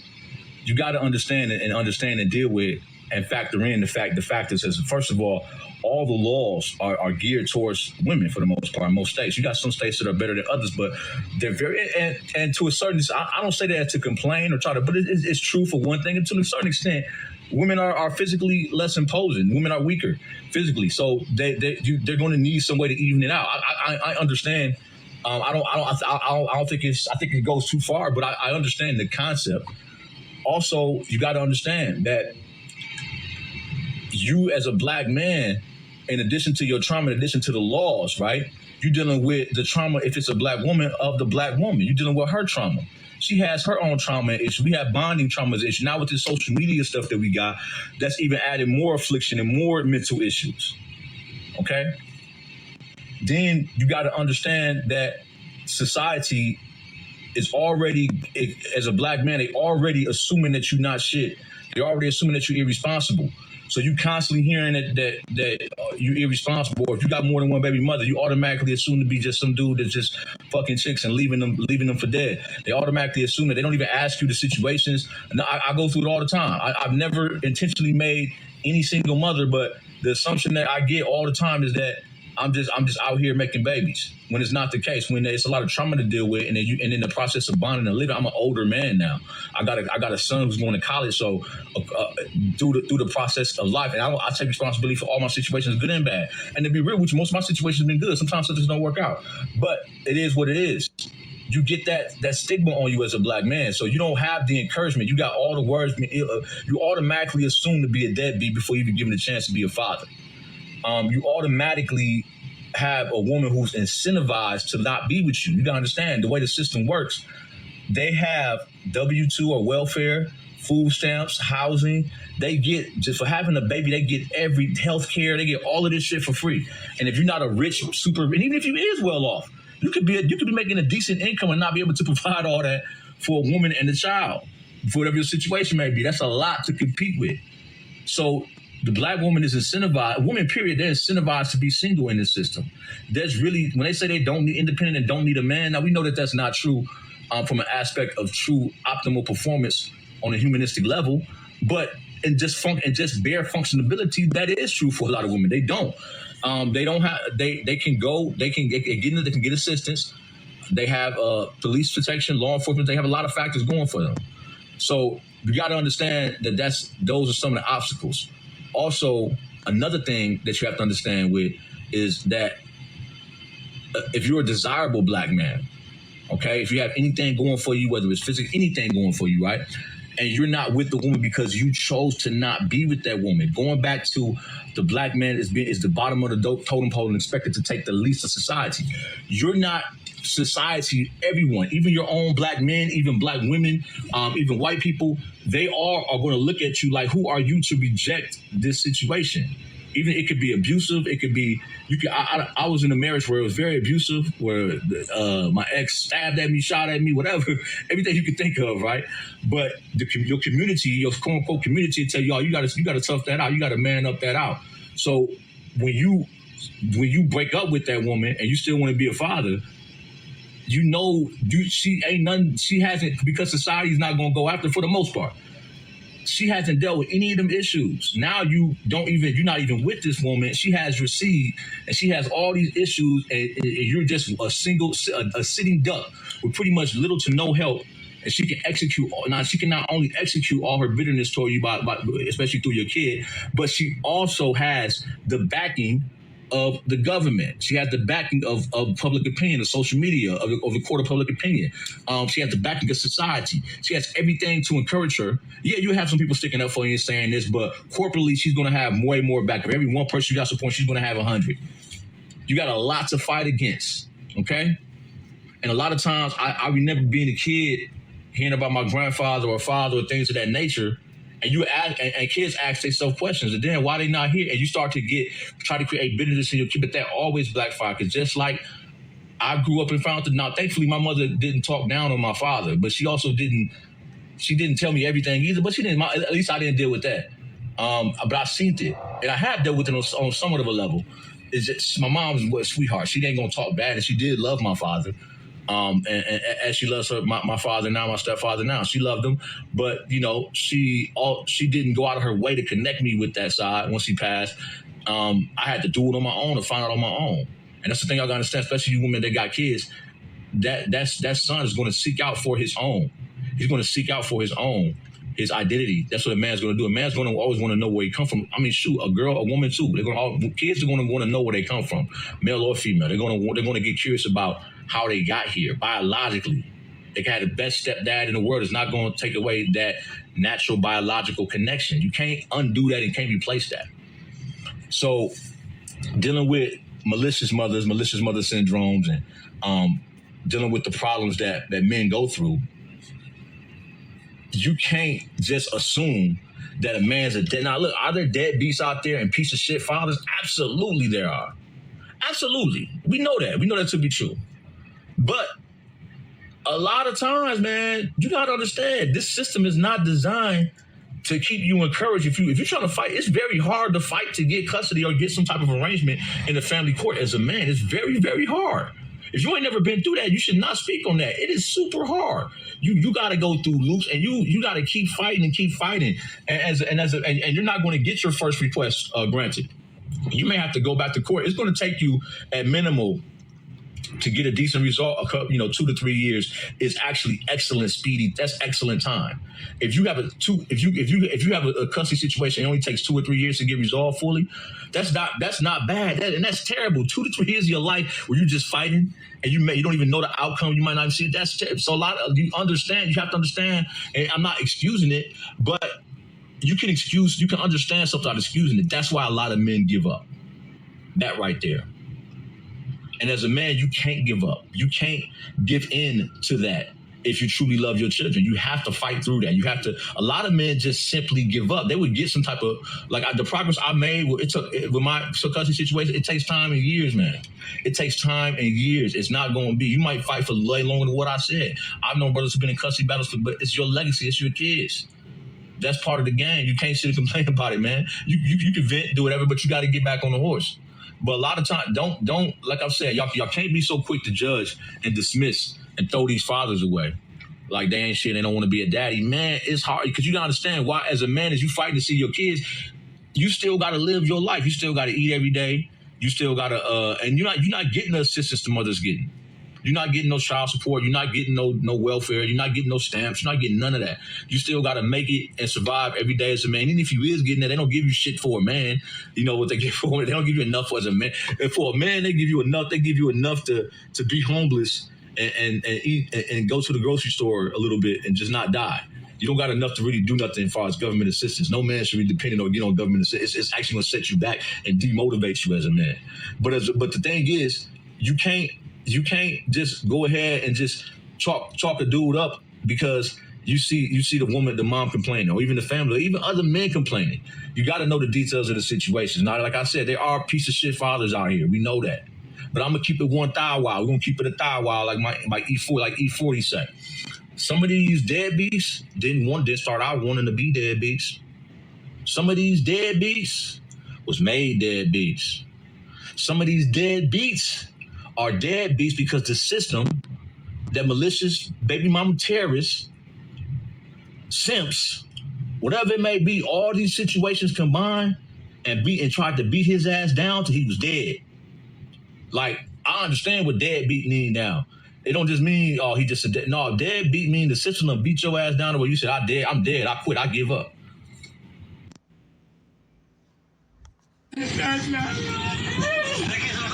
My husband is the... It don't just mean, oh, he just mine and tried to beat his ass down till he was dead. Like, I understand what deadbeat mean now. It don't just mean, oh, he just a dead. No, deadbeat mean the system will beat your ass down to where you said, I'm dead, I quit, I give up. That's why I refuse to be a deadbeat.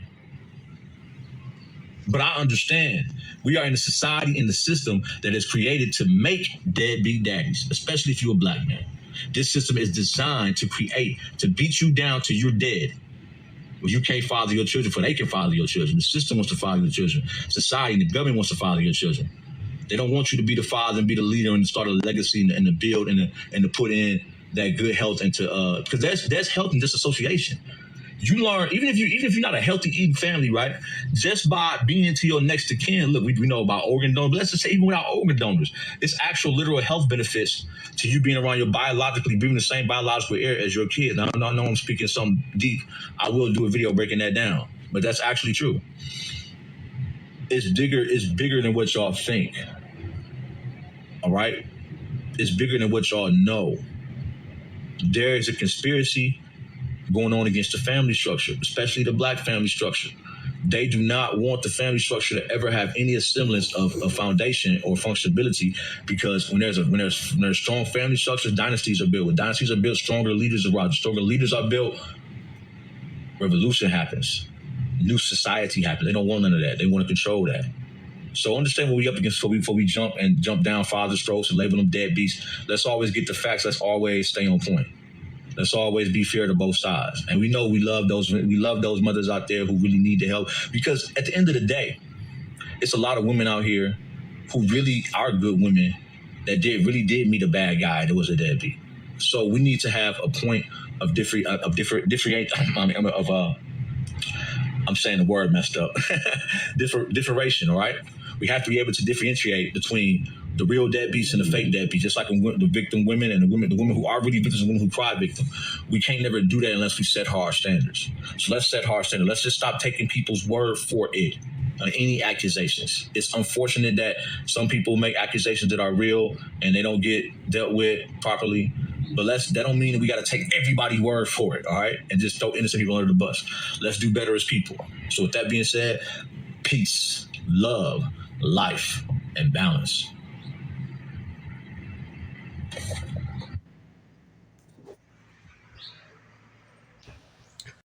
All right, this is the last video. It's called, this one was dope. This was crazy. So this is our final proof and evidence of what being estranged from your child and alienated from your child will result in. It starts off as DDG. You're not able to see your kid for like 2 or 3 months for whatever reason, to being Umar, the end result. All right, starts off like DDG and it ends like Umar, where your child grows up saying you were never there. Never means never. It doesn't mean you were there for a little bit and left. It means you never. They're going to see you were never there and never did anything for them.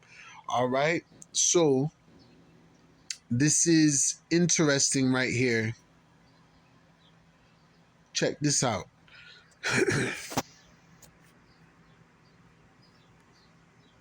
I'm famous. I freaking made it. Tommy. You don't see the mental issue already? Like, what the hell is she putting on her forehead, first of all?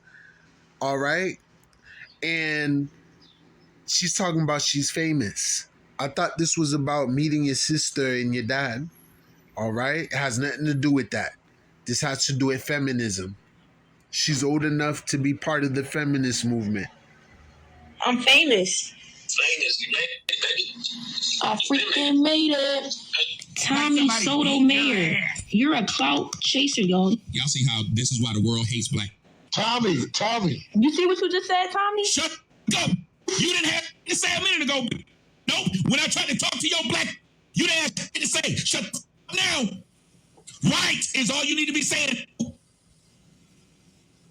That's all you need to be saying is right. A black wants to sit there and you try to talk to the right. Y'all, I'm the clout, y'all. It's 3,000 people watching me, y'all. I'm the clout. And you see how she's behaving? You don't see how she's laughing and behaving and everything, knowing that she's destroying a man for the sake of feminism and stuff, on behalf of feminism. See how happy and high and giddy she is? Hostile to the other, estranged. That's how you're not supposed to behave like that towards your parent. That's a curse. And she disrespects men because she didn't have a dad there to spank her butt and let her know where her place is in the food chain. Friends, foes, subbies, and newbies, I know you guys want to get into this Tommy Sotomayor going off on Dr. Umar's daughter, but we're not going to do that just yet. Now, my question is, did she do this all for clout? I know she accuses everybody else of seeking clout or for talking about the story, but this is what bloggers do. If you put it out there, we're going to spread it. I'm kind of confused about her complaining about people spreading the story when I thought that's what she wanted. Anyways, let's get into these couple of clips and you guys let me know. Was she doing this all for clout? Does your mom hate him too? Of course she do. Because he put his hands on her. Wrong way. He should be in jail. Right, really, he should be in jail. Like, I'm not even joking with y'all right now. It's a lot about him that y'all don't know. He's a crazy, sick man. How long was they together? I don't know. They met in college. I don't know how long they was together, but he was with His other child, he was with her mom for 5 years. That's what she told me over the phone. But I don't know how long him and my mom was together. So he's a woman abuser? Yes, he is. And a liar, and a hypocrite, yeah, all those things. Yeah, she left him. And then this man got on the internet and said, my mom wanted to marry him. That's a lie. That's a lie. Why would my mom want to marry somebody that put his fucking hands on her? This man is a fucking liar. And I can't stand him. Do I have a camel toe? You see, and her mom told her these things. She have no proof and evidence of those things. You know, women claim domestic violence when it be a lie. That's why the case always get dismissed. You feel me? So there's no proof of what she just said. These women lie all the time. They even consider pushing someone away or squeezing someone so they won't hit you as a form of hitting them. If you bear hug a girl because she's trying to hit you, she can claim that you hit her. That's not a hit, that's holding. And if you push her away, she's in your face and you're trying to push her away, just, hey, get out of my face, give me space. That's considered hitting her as well. So you have no rights as a man to defend yourself from any attacks of a woman, verbally, physically, financially, in any way. It had created an imbalance and destroyed the family household. This is all Jezebel's doing. This is the Jezebel spirit. Women are cursed. They're going to hell. And I think it is because of Eve. I think many women are going to hell way more than men. Women are the devil's children, and I think the devil was a woman, because why would Eve listen to a man? Women don't listen to men. Women listen to women. The devil that went to Eve was a woman. Why are you listening to your man for? You can be a goddess without him. Bite this apple. And it sounded good to her, so she listened to Shaitan and ate the apple and then brought it to her man to destroy her man. Because of that, women are cursed ever since Eve, because she listened to another woman tell her to eat the apple, because Satan is a woman, god damn it. The subtlest beast on the field is feminine. Why would my mom want to marry somebody that put his fucking hands on her? This man is a fucking liar. And I can't stand him. Do I have a camel toe?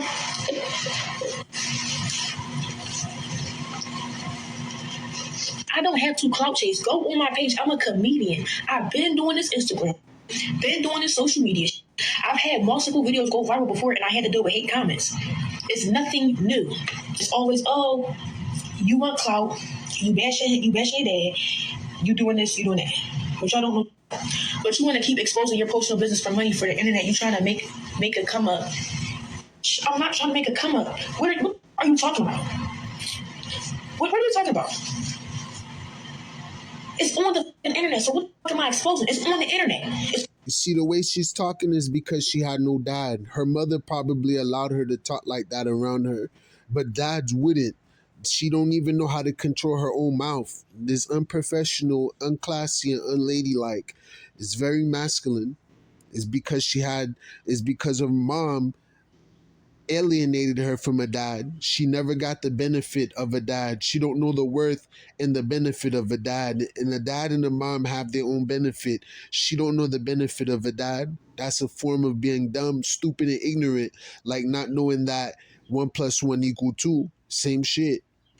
On Shade Room, it's on Neighborhood Watch, it's on all these. So what am I exposing? What do you mean? If I'm going on somebody's platform, you best believe I'm gonna get paid. And if you call that clout chasing, if you call that a come up, I don't give. I'm going to do it. You got me on your platform. You're gonna pay me. I'm not trying to come up for all the wrong. A lot of people hit me up for interviews. Y'all gonna have to. She's not trying to come up for all the wrong reasons. Although she contradicted herself. She's trying to come up through the right reasons. So she's trying to come up is the whole point. She's not trying to come up through a bad reason, through a wrong reason, or whatever she said, but through a good one. Either way, she's still trying to come up. She contradicts herself. Clout chasing, if you call that a come up, I don't give. I'm going to do it. You see? You got me on your platform. You're gonna pay me. I'm not trying to come up for all the wrong. You see? A lot of people hit me up for interviews. Y'all gonna have to come out of the pockets because I'm not doing shit for free. How do you want me on your platform with my face and my story and my words, and you don't want to pay me? Then I'm not coming. $3,500 to $10K is my range. So if you don't want to come up out the pockets, that's fine. I won't be on your platform. If y'all pay Dr. Umar thousands of dollars to get the here and talk, y'all gonna pay me the same. She the same one who said she not gonna talk about it, and then it's a money grab. It's all about money. You defame and destroy the men, the women get you paid. Just like Keke Palmer, she's the one who started the whole feminist bullshit because what she did to her man opened up the door to see how black women really are. Because of Keke Palmer, there was another girl too, I forgot who it was, but Keke Palmer is one. Now, Keke Palmer is the main one.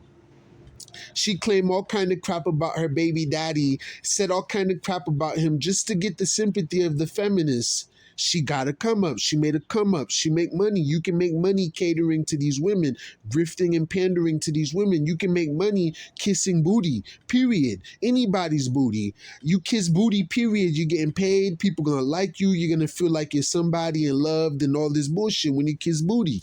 You feel me? So just like Keke Palmer used the feminist movement to gain advantage over a man and make money, this is the same way this girl is trying to use her dad to get the sympathy of feminists to gain money. It's all a money grab. She got that from her mother. She think money means something. It's a paper dollar. It's fiat. It's a promissory note. It's not even money. It's not even gold and silver. Plus, you don't take it with you. Plus, God, the creator, Yah, ain't going to judge you based off of what was in your pocket. It's going to judge you based off of what was in your heart. So at the end of the day, what's in your heart is what matters way more than what's in your pocket and in your pants or anywhere else. You feel me? Because what matters is what's inside of you.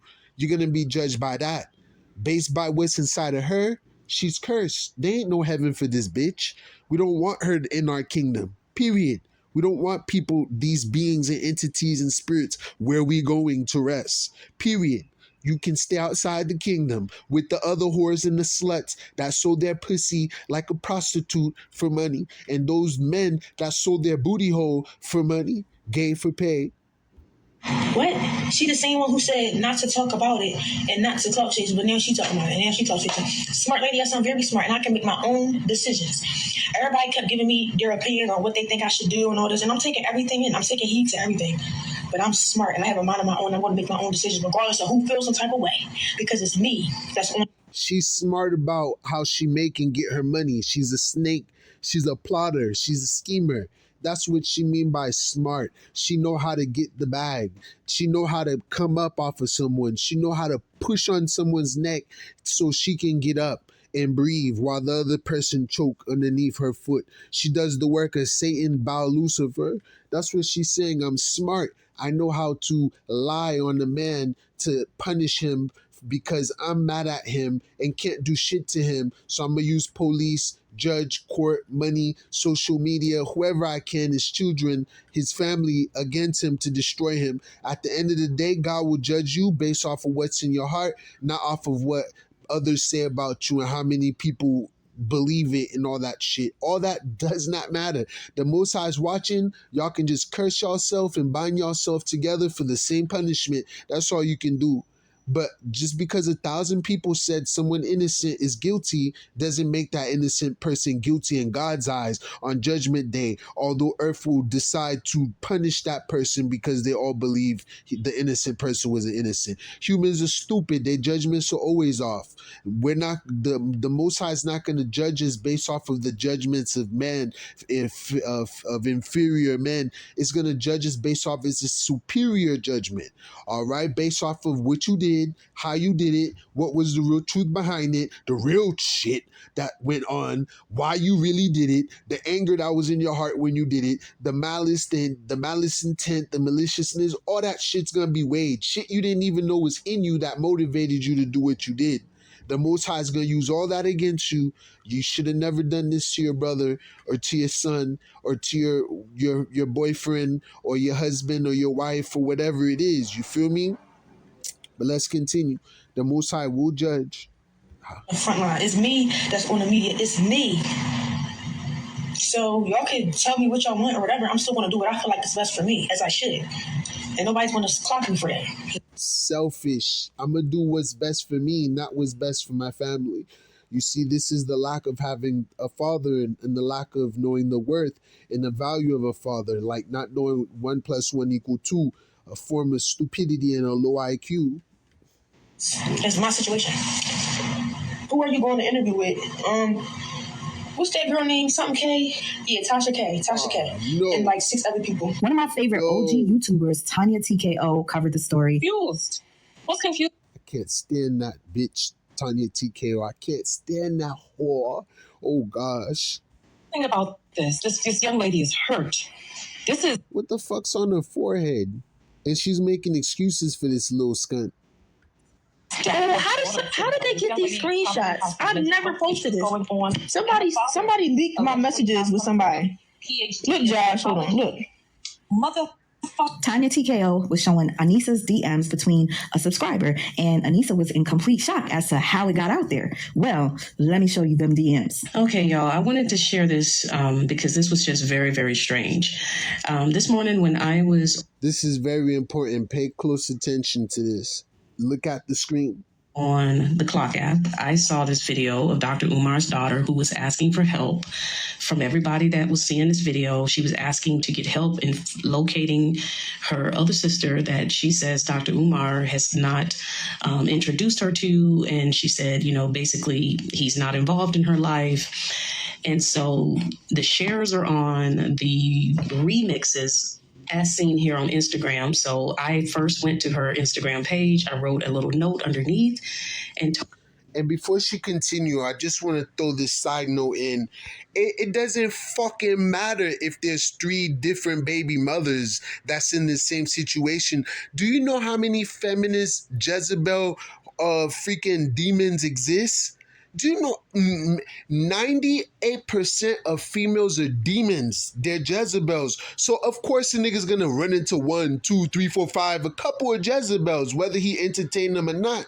Of course, so him having 3 baby mothers or 2 baby mothers, it doesn't mean one fucking thing. It's different when a woman have multiple baby daddies, because a lot of men been in that pussy hole, in that well, that meat, that fish. But a man, he's sleeping multiple women. Okay, cool. But what if all the women are the same? What if he's into the same type of women? What if he's into Jezebels? That does not take away from the fact that these bitches were all Jezebels. He's at fault for sleeping with the Jezebels, but all of them give him the same result. He's in the same situation with all of them, not because of his fault necessarily now. Sex was his fault, but not being able to be in his child life is due to the multitude of Jezebel spirits that took over the whole system. Okay, there's more Jezebels than righteous women. The scripture says, who can find a righteous woman? She's rare like rubies, and it's hard to find rubies. I've never seen a ruby. How can I say I ever seen a righteous woman? 98% of women are cursed demons, long neck ostriches with foul mouths, with no self-respect, no dignity, no fathers, no nothing, masculine, aggressive, all kind of shit. That's end up single, just like their damned cursed mama and shit like that. So it doesn't matter if it was 3 different baby mamas, because they all have one thing in common. They were all Jezebels. I blame them for sleeping with them, but I don't blame them for all of them using the system to come up. Multiple people can use one system to come up. 5 people, 6 people can use this system to come up. And if you're tied to those 6 people, all right, the issue is them wanting to come up, not you. All right, so saying he has 2 or 3 baby mamas just shows you more proof that there's more wicked women than there are righteous women. Now, if there was 3 different baby daddies that did the same shit, all right, that did not want to be in their child's life, that's different. Now you're talking about the man is the problem. But when all these mothers want to keep the kids away from the dad, and it's not just one that think that way, and they're high-fiving each other, yeah, you go, girl. The problem is the girls, the women, not the men. Her that I was proud of her and was sticking up for her when so many people were saying they didn't believe her, and was really throwing stones at her for sharing this story. Well, I was offline for about 10 hours, taking care of family, crocheting, came back on at night as I usually do. I'll check it in the morning and come back late at night. And one of my followers said that she had posted me to her story. So I immediately went and deleted the video, seeing that she said that she didn't want me to share, her video. And so I didn't see the DM. Of course, I wasn't online. And plus, even when I'm online, I get probably 60 to 70 DMs a day. But I went to search for her DM since she posted me in her story. And I responded and I said, well, that video has been shared all over social media. Did you also target these people? And she stated that since Hollywood Unlocked has the story that, it's okay for you to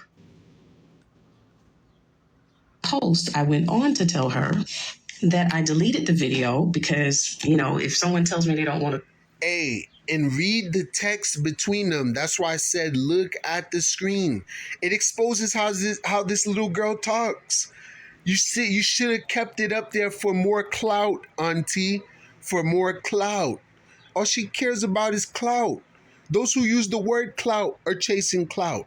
All right? That's why I don't use that word clout unless it's true or someone's actually doing it or using that word. You feel me? The word clout produces the word clout. All right? Someone else mentioning clout will cause you to mention clout. He say he the king of clout, you're going to be like he mentioned king of clout. Clout will come up. All right? Other than that, those who mention clout are chasing clout. This bitch names clout so much. Like, what the fuck? So look at the text between her and the lady. If this video pauses anytime early during the video, just go to Sweet Ma's page and check it out. But I want you guys to listen to my commentary because it's gonna be vital and important. Me to post a video, of course I'm going to immediately delete it. She says, well, why did you do that? Went on to call me old lady and all kinds of other names. And I was just confused. I've never seen nothing like this, y'all. Typically, people tell me, Pam, thank you for sharing my story. Thank you for getting it out there. Another reminder for me not to share stories. But she kept accusing me of wanting clout. And I'm explaining to her that, darling, I don't make money from sharing videos. I make $0 for sharing videos on Instagram. And I went on to tell her that I was once a single mom and had a daughter that went through what she went through. She continued to screenshot and put it in a story. See, she's getting the sympathy of people who are really victims of that shit.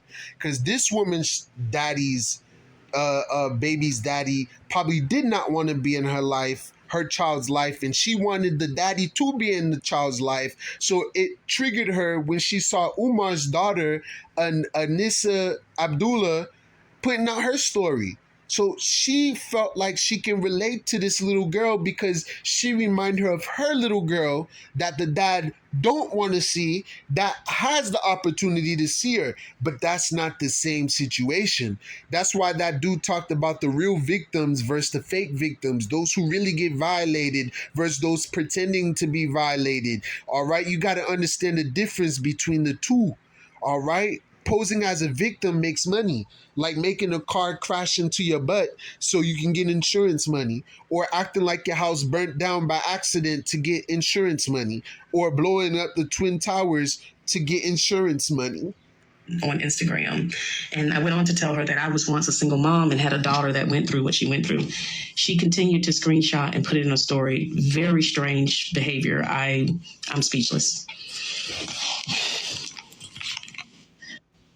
Heavenly beauty. I'm speechless.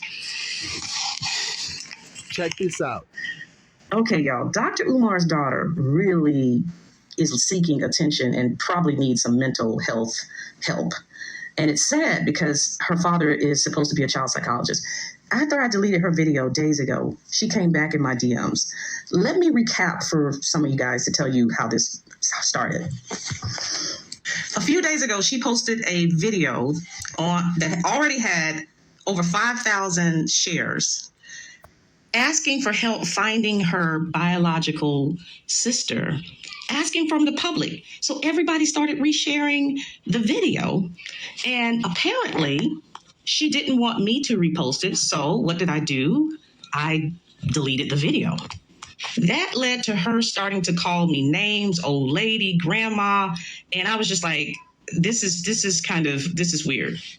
Now I want you to look at this where she says, why did you delete it? So you guys know, and you can go on my page and see that that video was deleted.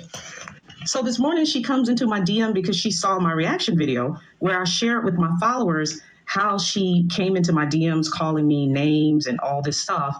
So she says, you post a video reaction to something I told you to delete. Okay, y'all can go back and rewind this little piece to see that she didn't want. She then said she didn't want me to delete it. You knew this was going to get views. This is why you decided to put it back up after I kindly asked you to delete it. Y'all, please go on my page and see if there's any videos posted, any videos regarding her story about her sister, if it's on the page. So y'all, she has now did a video and put it in her story telling a lie that I have her video up and it has the highest number of views. This is really sad to see. Dr. Umar is supposed to be this psychologist. I know she's a grown woman, but she obviously needs some mental health to get on the internet and tell a lie like this. And I want to show you something that someone else compiled regarding her. I'm not trying to get clout. A lot of people hit me up for interviews. Y'all gonna have to come out the fucking pockets because I'm not doing shit for free. 3,500 to 10K is my range. Y'all pay Dr. Umar thousands of dollars to get the fuck on that talk. You guys can go watch that full video. But I'm going to say this to this young lady. Stay out of my DMs. You will need that 10K for a lawyer if you continue to harass me in my DMs. There is no video. Your video has been deleted and you need to stay out of my DMs. Now she calling her old and all this other stuff, and Cam is confused. What's confusing about this? This young lady is hurt. This is daddyless daughter syndrome. This young lady probably has some mental health issues going on, and her father. Facts. Daddyless syndrome. That's a good one too. Daddyless syndrome. How girls behave because they had no dad and only a mom. They tend to become more lesbian too. They like girls. Only want to be around girls. It become real weird. Some even balled up their head like Britney Spears with it. Just weird shit going on. It's a sign of mental issues. Now in this next clip, there is a snippet from psychological cognitive issues. An interview Dr. Umar did a while ago, and I cannot find that thing anywhere. I've been searching for days. So if anybody could lead me in the right direction to find it, please let me know down below. I wasn't there for my daughter. And she may expose me on one of these podcasts one day and say, Daddy, you're the reason I can't find good black love because you never validated me as a woman. How long have you known Umar was your dad? All my life. I always knew that was my dad. I think a lot of people think that I just found this out. I knew that was my dad since birth. You see? So this is nothing new. I've been new, y'all. And he always knew I was. That mean her mom filled her head up with a whole bunch of negative shit in her head about her dad, and that's why her vision is torted. Her perception is perverted regarding her dad, is twisted, rested. She got a corrupt, delusional perspective of her own father. So I see my sister in the same situation, and my dad always trying to talk to her. She don't want to talk to him. So I see this shit in my own household. That feminist bullshit. Girls good, boys bad. Now I know where it's all coming. You hate women. The fuck you mean? Are you dumb? Are you dumb? You hate men. You grew up with a mom that hate men. I didn't grow up with a man that hate women. My dad never said nothing bad about my mom. So I can never hate women. But women always hate men. It's misandry. Exactly. He keep bringing up child support. Male phobia. And since birth. So this is nothing new. I've been new, y'all. And he always knew I was his daughter. Exactly. He keep bringing up child support. I don't give a fuck about child support. You was never there. Money means nothing to me. You was never there. And that's the point I was trying to make. Bingo. If that's the point she's trying to make, the solution to that point that he was never there, the solution would be him being there, right? But that's not what she's pursuing. She's pursuing the money and everything, the fame, everything else but that presence of her father and that connection. And you can see the damage that the separation between her and her dad had caused. You're looking at a damaged good, a damaged woman right here. A damaged girl. She's damaged. She's cursed. It's a damage. No dudes are gonna want that. No one chooses an open bag of potato chips over a fresh sealed bag of potato chips. She's damaged good. She's damaged. You feel me? You don't buy a broke TV. She's broken. She's been broken. No fuck being broke. Broken is worse. I'd rather be broke than broken. Like, it's something different. So this is all because of her mother keeping the daughter from the dad for whatever reason. Some mothers think perverted too. What if the dad tried to sleep with the daughter or some shit? Thinking weird shit that people don't even think sometimes. Like, what the fuck? Like, who goes around thinking that? I don't trust you because you might sleep with your daughter. What? Are you dumb? This world is cursed. That's all I gotta say. This world is cursed, cursed, cursed, cursed, cursed. Anatama marinata. Let's continue. This world's cursed. Listen to whatever you want to hear. You gotta hear him out. I'm supposed to be seeing him next Thursday, if that's still in effect. And I sent him a message, an audio message, and I gave him a piece of my mind. So he's not gonna like that, and I don't care. I'm not gonna bite my tongue for nobody. You don't know exactly how the fuck I feel. You all over the internet running your mouth, so now I'm gonna run mine. I don't think he loved me. If he loved me, he would never do that to me or my mom. So he could say whatever the hell he wants. Actions speak louder than words, and y'all know that. Don't never let nobody sit up here and tell y'all one thing and do something completely different. Nope, I don't believe it. And I damn sure don't love him. Second line, I do. But from a distance. Some people got love from a distance. Somebody said, Nana, you forgave him, build a relationship from scratch. I don't have to do that if I don't want to. If I want the relationship, I will get that. If not, I'm not going to. And I already said I don't want a relationship. I just want a conversation. I don't care about no damn. It makes no sense. You don't want a relationship. You just want conversation. That's a relationship, you dummy. And that's not what you're pursuing by bashing your dad online like this or anything like that. You're just showing that you're angry and bitter and don't love him and don't want him to be in your life. And you're giving reasons why he shouldn't be in your life. And you're making people, you're causing people to say, I can see why he don't want to be in her life. Like I wouldn't want to be in her life either. That's how you're coming off. The way you come off, the vibe and energy you put off is a vibe that most fathers would be like, fuck that daughter. That mother cursed that daughter. Fuck that daughter. You feel me? Fuck her. Like, I don't give a fuck about her. I don't know her. I have no connection with her. That bitch can go eat rocks, go get raped or some other shit. So freaking she's given more reasons why her dad should not fuck with her. She's a snake and cannot be trusted. She is just like her mother. She probably a mother's girl too. All a curse. The lesbian shit. Like they want to have sex with their mother or some shit. From scratch. I don't have to do that if I want to. If I want the relationship, I will get that. If not, I'm not going to. And I already said I don't want a relationship. I just want a conversation. I don't care about no damn relationship. It's not a child's job to mend a relationship they didn't break. Thank you. I'm all over YouTube. Can y'all see this shit? All over fucking YouTube. This is what Y'all, this is what my dad responded to me. Good evening, Princess. Although I am very disappointed in your online behavior, I want to have lunch with you and your mother next Thursday or Friday. Please have her text me the day, time, and location for our meeting. You deserve to hear all of the truth from us together. We have much to discuss. I look forward to building the relationship with you that she never allowed us to have. With love, your father. So you decided to reach out to me because I outed you. You had all this time, you had all these chances to reach out to your daughter, but because I outed you on social media, why didn't she contact him at 18 or whenever she had a phone? Why did she wait till she's like 22? The blame's on her now. You became 18, you're on your own. You're an adult now. You should be able to call your dad and all that shit. So why didn't you call your dad when you were 18? It's not his job to keep trying to force your mom to pass the phone. A motherfucker get tired. A motherfucker give up. That's why you got to hear someone's story of why they ran and abandoned a burning house. You can't just be like, he ran out and not explain there was a fire. Like, what the fuck? You feel me? So she's too hostile to get to that point. All because she never had a dad. She probably was this way towards her mom and never followed rules and nothing like that because she had no dad. So she's disrespectful and foul. That's what get these girls killed. Now you want to sit down for lunch? You're a fraud. You're a hypocrite. You are everything that you say that you aren't. And you got on live responding to me, talking about some struggle stream, talking about some, oh, I'm known in North Philly. If y'all needed to find me, y'all could have found me. What the? Hold. What do I have to find you for, sir? When you're my dad.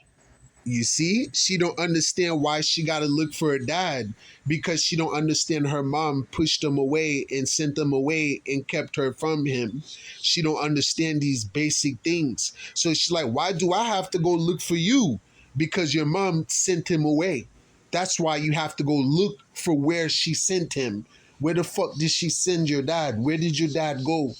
That you have to go look for it. And it's not really the child's job to do that, unfortunately, but it's the mother's fault it becomes the child's job once you become 18 to go look for your own dad and shit like that, to figure out what's going on, where you came from, your roots, your culture, all that shit.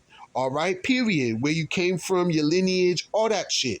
All right, once you're 18, you're old enough to start asking questions. Where did I come from? I want to know about my people. Where's my flag? What's my language? All that shit. Who's my mom? Who's my dad? Who's my great grandma? Where did she come from? Were they slaves or not? You know, all these questions. You feel me? It's your job as the 18-year-old to go look for your dad due to the situation you're in. But if the mother never did what she did, you would have never been in that situation. You would have been learning about your mom and dad as you grow up. You wouldn't have a whole bunch of questions about them when they grow older. She probably don't even know when his birthday is. You feel me? Because she didn't grow up with him like that. You feel me? All malicious mother syndrome, Willie Lynch syndrome. You feel me? She don't understand that she have to look for her dad because her mom sent her dad away forcibly, or police will be involved, all right, until she's 18. The mother never told her, when you turn 18, call your dad. So now at 22, that's when she's doing all this shit. She's lashing out, all right? It's not his fault. Period. Right? Like, now you want to have a talk because I outed you. Hold black men accountable. Feminist talking points again. She sounds so stupid and dumb, just like a corrupt mother. The hold men accountable. What men? That's only one guy, not men. You mean hold that man accountable. Why men? Because she's a feminist. That's how you can tell. Why would you generalize it? What the fuck you talking about? Now, there's a lot of dads still in their child's life in all kinds of ways. The fuck she talking about? I got one of my best friends who raised his 3 daughters by himself after the mother died. Fuck what you talking about? Like, what the fuck you talking about? You feel me? My dad was a dope ass dad, all right? Like, I was able to do what most don't get to do with their dad. I can't say I grew up with no dad. I needed more of him, though. I needed more of my mom, too. I didn't get none of it from any of them. My mom would be in the house and no connection. There's no connection. I'm not able to learn nothing. I'm just sitting around waiting and shit, all right? I had to find shit on my own. I got to do things on my own. Got tired. You get tired and shit. But anyway, whatchamacallit? Let's bring it back right here real quick. Talk, because I outed you. All right, so she didn't out him. He didn't contact her because she outed him. He contacted her because he can tell that's his daughter. She contacted him through a private number, through an unknown number, and he's a very popular guy with lots of hate. All right? If you ain't got lots of hate, if you ain't popular, you won't understand. People act like your children. People act like your wife. People lied like that's my husband. People, all kind of lies. She contacted him from a private number he can't identify. All right? So he said, call me from my daughter's number if you're my daughter. He told her, call me from your phone if you're my daughter so we can talk. She never at least did that first. before she went online. She contacted him through a private number talking about hey, I'm your daughter and all kind of crazy shit. He didn't ignore her right away. He responded because he gave her the benefit of the doubt. If you're my daughter, call me from your phone, not from this unknown number. It can be anybody. Okay? She didn't do it. She failed to follow suit. She went straight to online and said, he ignored me. She lied because you put the text up. He responded. He didn't ignore you. He probably ignored you after you didn't do it. He probably blocked that number like, I don't know who that is. I'm going to block that number. What the fuck? You feel me? So she never called him from a number. She went straight to online. This girl's a fucking liar, a pathological liar. I would never trust a bitch like this. Period. Key benefits about using Indeed. Hold him accountable. Now look. He's canceled and I don't give a fuck about it. He's canceled. See, she trying to get him canceled now. Cancel culture. That's all feminist tactics. This have nothing to do with children no more. This has to do with grown adult malicious syndrome, a grown adult Jezebel feminist attacks. All right, syndrome. This is a feminist attack right here. This got nothing to do with her trying to connect with her sister. If she had a brother, she wouldn't be trying to connect with him. So this had nothing to do with connecting with family. This had nothing to do with building a relationship with a dad. This had nothing to do with trying to heal. This had nothing to do with trying to get help or mental help. This have everything to do with passion and everything to do with attention, fame, clicks, likes, subscribers, and money. It's all a money grab because that's what it boils down to. You get paid for views. If you didn't get paid for views, it wouldn't be called paid per view, pay per view. Okay, they pay per every view is a money sign. Okay, people get paid just off of the views. Period. Illuminati will pay you. All right. So women know this now. That's why they can show off their ass, show their butt, show their breasts, show their titties, and become millionaires like Bad Barbie did off the OF page, OnlyFans page. She's a millionaire now, multi-millionaire now because of simp-ass, weak-ass, I have men that still want to give women their money, time, and energy. All right? It's succubus sucking up the men. The men get sucked up and the women do the sucking up. How is she clout chasing her life? Exactly. Her experience. That they put on me on YouTube. Yeah. I'm going crazy right now, Josh. I'm famous. I freaking made it. I just want to start this video off by saying I'm not trying to get clout. I literally just want to have a conversation with my father. But people wanted to call me a clout chaser because I posted the video trying to find my dad. That's not clout chasing. What don't y'all get? Now, Anissa said that she posted a video trying to find her dad, but that part didn't make sense to me because I thought she was trying to find her sister. So I just wanted to make this video to just try to, I guess, somehow find my sister on my dad's side. So if you see this, please reach out to me. Please DM me because I want to know who you are. But I'm just making this video because I want to find my sister. Y'all already heard my mission for this video. Y'all already heard why I'm making this video. So if she can reach out to me, I would love that. I would love to have a conversation with you because you are my sister. But it's been a lot of stuff with the media. I'm perfectly fine. A lot of people hit me up for interviews. Y'all gonna have to come out the fucking pockets because I'm not doing shit for free. How the fuck you want me on your platform with my face and my story and my words and you don't want to pay me? Then I'm not coming. 3,500 to 10K is my range. So you don't want to come up out the pockets? That's fine. I won't be on your platform. Y'all pay Dr. Umar thousands of dollars to get the fuck on there and talk. Y'all gonna pay me the same shit. Fuck. She the same one who said she not gonna talk about it and then what? She the same one who said not to talk about it and not to clout chase, but now she talking about it and now she clout chasing. Smart lady, I sound very smart and I can make my own decisions. Everybody kept giving me their opinion on what they think I should do and all this, and I'm taking everything in. I'm taking heed to everything. But I'm smart and I have a mind of my own. I want to make my own decisions regardless of who feels some type of way. Because it's me that's on the front line. It's me that's on the media. It's me. I just hit 5K on Instagram. As soon as I hit 10K, I'm going to join the TikTok Creator Fund. I'm going to pay people. So if you got 10K or more on TikTok, Join the TikTok Creator Fund. They pay you for your views on your videos.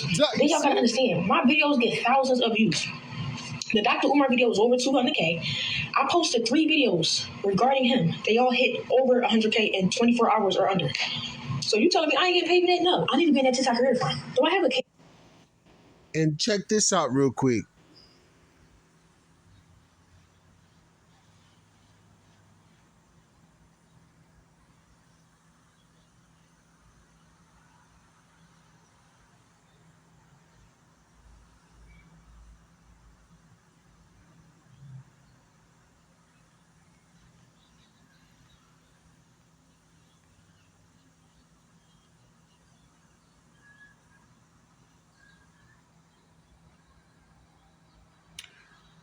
All right. Check this out right here. This is anisadagoat page. All right, her YouTube page. She only got 58 subscribers. All right, so she was not getting much views.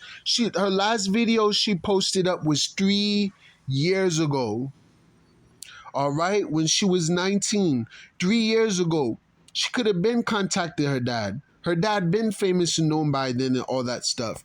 Okay, so look at she business inquiries. All this stuff. She only got 173 views overall, period. Okay? It make no sense because she got 176 views here on one video. 176.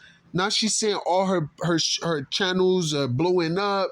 She's the clout. It's all about her. Everyone no one want to know nothing about you, bitch, except if you're Umar's daughter so they can devour you because they hate Dr. Umar. They want to devour you. You just put your life in threat.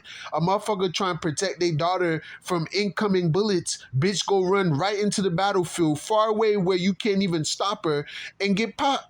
Bitch, you put yourself in danger.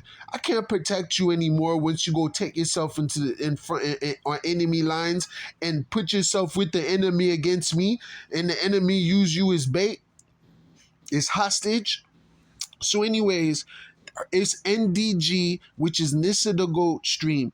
If you look at her TikTok or whatever it is, it's not on her Instagram. She barely got much views on there too. And she posts up very derogatory stuff. All right. She's like a girl. I know she ain't no virgin. She's been defiled a long time ago. I don't know when. All right. But anyway, this little girl is defiled. She's a grown adult now. She's over 21. She could drink liquor, all kind of shit. The way she's thinking is very immature. She's not thinking about the long term damages and the long term results of what she's doing. She's only thinking about the short term. Well, if I do this now, I'll get this and that. But if you do this now, how will it affect later? She don't think that. Women don't think that. They only think about now. They don't even think about getting AIDS and diseases when they prostitute their vagina for pay. I only have sex with niggas that ain't broke. Prostitution. But let's continue on.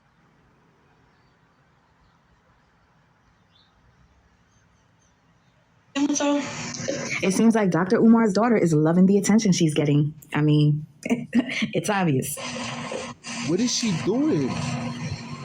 This ain't ladylike. Stay comfortable.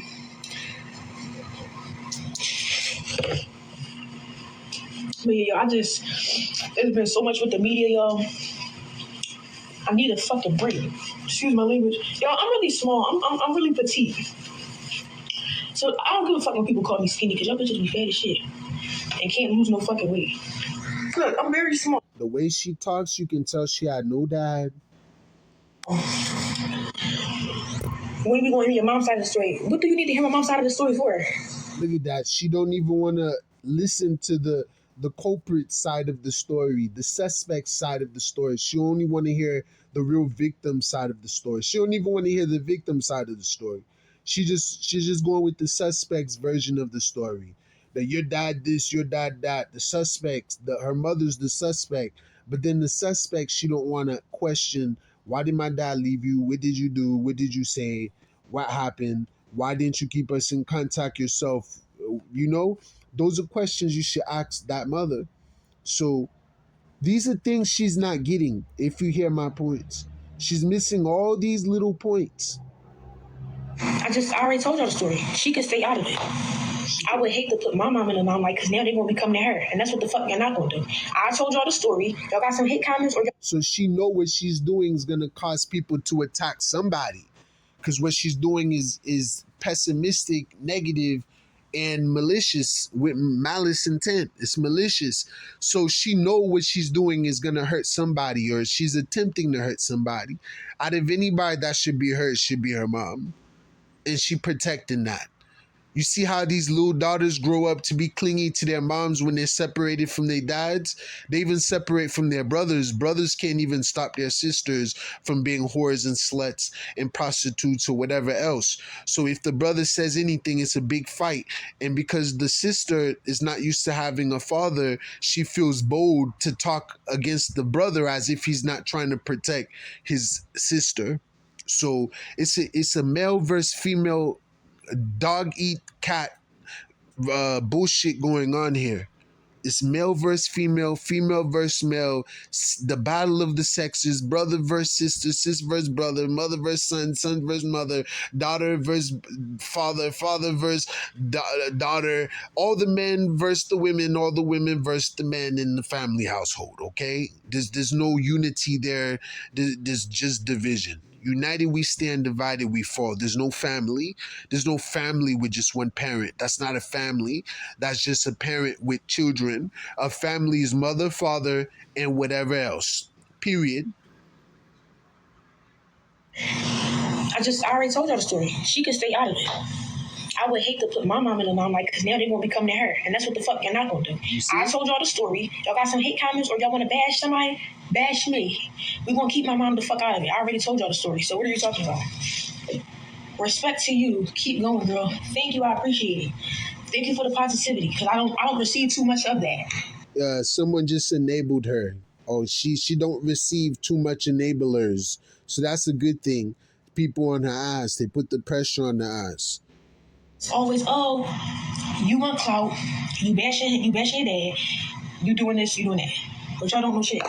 But this story is about to fade away real quick. Watch, it become a thing of the past real quick. You want to keep exposing your personal business for money for the internet. You trying to make a come up. Yep. Bitch, I'm not trying to make a come up. Yes, you are. What the fuck are you talking about? What are you talking about? It's on the fucking internet, so what the fuck am I exposing? It's on the internet. It's on Shade Room. It's on Neighborhood Watch. It's on... Because you put it up there, you dumb dodo. All these... So what am I exposing? Fuck you mean? What are you exposing? I mean, you exposed your father. You exposed your business, and people are talking about it. So there's your answer. If I'm going... And Sweet Ma ain't even... Here we have a success story for a pet products company. The customer... Yeah, like I was trying to say, Sweet Ma, the one that's hosting this show, all right, she's not even a person to really stand up and stick up for men like that. So for her to admit that the daughter's wrong, it shows me a lot about Sweet Ma maturing, all right? I'm not going to say she's a feminist, but she's pro-female, okay? She's pro-female. Pro-female's fine. Feminist is a terrorist act. That's something different. That's being an extremist, okay? But she don't usually defend men like that, especially someone like Umar Johnson. So for her to admit that there might be something fishy with this girl instead of him shows me she's unbiased. So shout outs to Sweet Ma for that. I see you. The internet. It's on Shade Room. It's on Neighborhood Watch. It's on all these... So what am I exposing? Fuck you mean? What are you exposing? I mean, you exposed your father. You exposed your business, and people are talking about it. So there's your answer. If I'm going on somebody's platform, you guys believe I'm gonna get paid. And if you call that clout chasing, and you call that a come up, I don't give a fuck. I'm going to do it. You got me on your platform. You're gonna fucking pay me. I'm not trying to come up for all the wrong. Yeah, because I put it on the internet because I couldn't get a hold of him. Duh. Are you retarded? Yeah, duh. I posted it. How else was I going to get in contact with my dad when he was ignoring me? I know I posted it. Y'all not telling me nothing to do. Fuck. How did he ignore you when he responded? And how you're looking for him when you started off your video with you're looking for your sister? And you said you been knew your dad since you were born. You didn't even say since 10. You said since you were born. So what the fuck is going on? What did the mother do to you that made you hate your dad so bad, so much? Other than him not being there and you don't know why. I would seek to know why if I was you. Why? If that's the issue, you weren't there. Why? That's the thing. You're gonna have to accept if the answer is because of your mom. And you're gonna have to question your mom, why did she do that to you? Because now look at you. The suspect need to be questioned, not the real victim being called the suspect. Men are victims of women, not suspects. I'm gonna have a meetup on Thursday or Friday with my mom to have a conversation. I'm all for it. All right, so here's where it gets a little confusing, at least for me. Remember that she says she's all for meeting up with her father. Now listen. My mom don't want to be involved in it, but I'm all for it. He wants to take you and your mom to dinner and have a discussion. I know that. He texted me and said that. I don't care for it because it's not genuine. You're doing it because you got outed. You need therapy, bitch. Your mom need therapy. And you're blocked too. Who else want to get blocked? Because I'm on that. Who else want to get blocked? Fuck. Bitch, you're blocked. Fuck out. Fuck off my page, bitch. Yeah, dumbass bitch. Yeah. What? I'm on that. You need that? You want that? I gotta have that. Need that. Want that? What's up? What's up? I'm angry, but you're on my page. What's up? Fuck wrong with you? She gonna end up getting killed, and she gonna end up in domestic violence situations, and all the men she gonna date will be cheaters and players, dog niggas, and her getting this kind of attention is gonna attract them to her. You know how men are attracted to women already. She gonna attract all the dogs. She'll live in a world where she think men are really evil, and there's not one good one. That's the type of world she's gonna live in. And instead of just shutting down and not dating at all, she's only gonna date bad ones, bad men. That's the curse of being daddyless. It really is. And boys end up getting with women who are masculine and dominant because they're so used to their mom being dominant as a boy and not having a dad. They end up with women who abuse them. They end up putting up with a lot of shit. Like, I'm able to tolerate a lot of shit because of tolerating my mom's shit. You excited about me? No, I'm not. I don't give a fuck about the man. I just wanted to have a conversation. He could have called me on the phone. Fuck you want to meet in person for? Because I outed you, so now you want to look like, oh, let me text my daughter, make it seem like I care. You don't give a fuck about me, and it's okay. That's okay. You ain't been in my life for 22 fucking years. But now you want to act like you care because you got outed. No, stay the fuck over there. This lunch that you want to have with me, you and my mom, I'm not having it. You want to talk, you can... How he wasn't in her life for 22 years when he was in your life from up till 10? Like, what are you talking about? Or the last time he seen you was when you were 10. That would be about 12 years ago for you. Like, what are you talking about? Like 22 years. She sounds dumb. She's stretching and exaggerating the story to rally up sympathy from feminists. Feminists believe and support women automatically. You don't even need to convince the woman. Just be like, girl, you won't believe what that nigga did to me, girl. Child. I hate when they say that shit. They sound so dumb. Girl, child. Oh, you wouldn't believe, like, girl. I hate that shit. Sound like transgenders posing as girls. Child.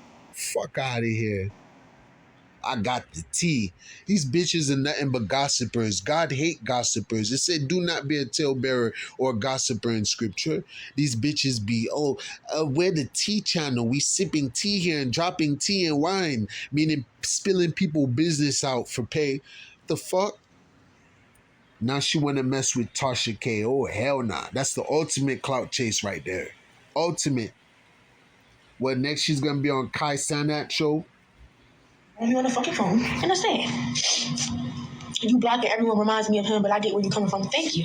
But the problem, the difference is he's blocking people because they know that they're telling the truth about him, and he don't like to hear about stuff. Easier and more productive to meet in person. Well, I don't give a fuck about the man, so if I don't want to meet in person, I'm not doing that. He can call me. Who are you going to interview with? What's that girl name? Something K. What's her name? I forgot her name. Something K. And like 6 other people. Yeah, Tasha K, and like 6 other people. Seek sacrifice. Yeah, Tasha K, y'all, yep. Tasha K. Most of the people that covered the story were on her side. The thing is, her actions that took place after can be a bit confusing because now she plans on going to Tasha K and several other interviews. So what happened to just wanting to reach out to your dad to get in touch with your sister? This shit was hot when I first posted it, y'all. Y'all see the views? Hold on, this camera always fucking dirty. Y'all see the views? 295K, 249K, 199K, 14K. Of course, the videos that I posted at first was going to blow up, but now the views starting to go down. Y'all see it? This one only got 14K. Well, it's only been 5 hours. But, make sure y'all follow me on TikTok and Instagram. My followers is going up. So, look, y'all, I'm all over the fucking internet. All over the internet. When my wife and I first started our journey through recovery. Instagram, my followers is going up. So, look, y'all, I'm all over the fucking internet. All over the internet. Make sure y'all follow both pages. Y'all see these numbers? 300 and something thousand people been on my page. 314,000. And I think most of them are from the East Coast. Yes, New York and Philly. Tasha K. Most of the people that covered the story were on her side. The thing is, her actions that took place after can be a bit confusing because now she plans on going to Tasha K and several other interviews. So what happened to just wanting to reach out to your dad to get in touch with your sister? This shit was hot when I first posted it, y'all. Y'all see the views? Hold on, this camera always fucking dirty. Y'all see the views? 295K, 249K, 199K, 14K. Of course, the videos that I posted at first was going to blow up, but now the views starting to go down. Y'all see it? This one only got 14K. Well, it's only been 5 hours. But, make sure y'all follow me on TikTok and Instagram. My followers is going up. So, look, y'all, I'm all over the fucking internet. All over the internet.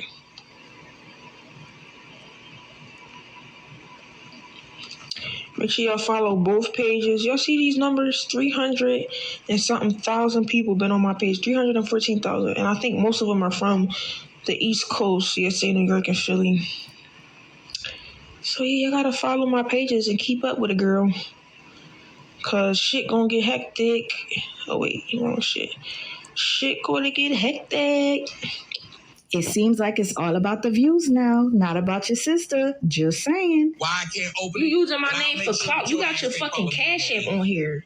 Are you fucking slow? You gonna sit up here and then you gonna call me out my fucking name? Are you cool? Me that I'm wrong. Are you cool?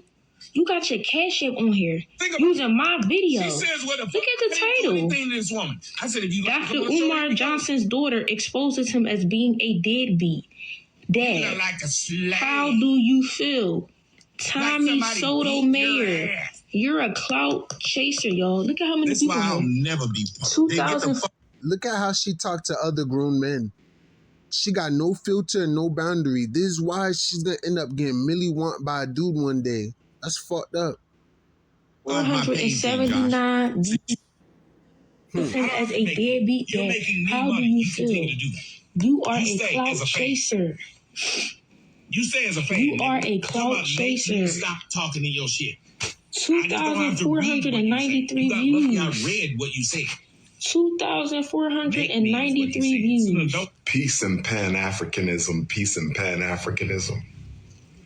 Peace and Pan-Africanism, peace and Pan-Africanism. Peace and Pan-Africanism, peace and Pan-Africanism. There are going to be people out there that condone what you do. There are going to be people out there that give you advice. And there are going to be people out there that coddle. And I'm not one of those. I'm just pointing out the red flags now. And if you all see it, let me know down below. Before I end this video, I just wanted to share a little snippet of the Tommy Sotomayor live that he did on his other platform. He was going the F off on this girl. He's a little bit too disrespectful, if you ask me, especially to black women. But anyways, Here's a little snippet. I put her live. I think he was accordingly. You speak to a woman how they want to be treated. You act like a bitch, you'll be treated like a bitch. You act like a lady, you dress up like a lady, you'll be treated like a lady. We're going to treat a dog as a dog and a cat as a cat. You feel me?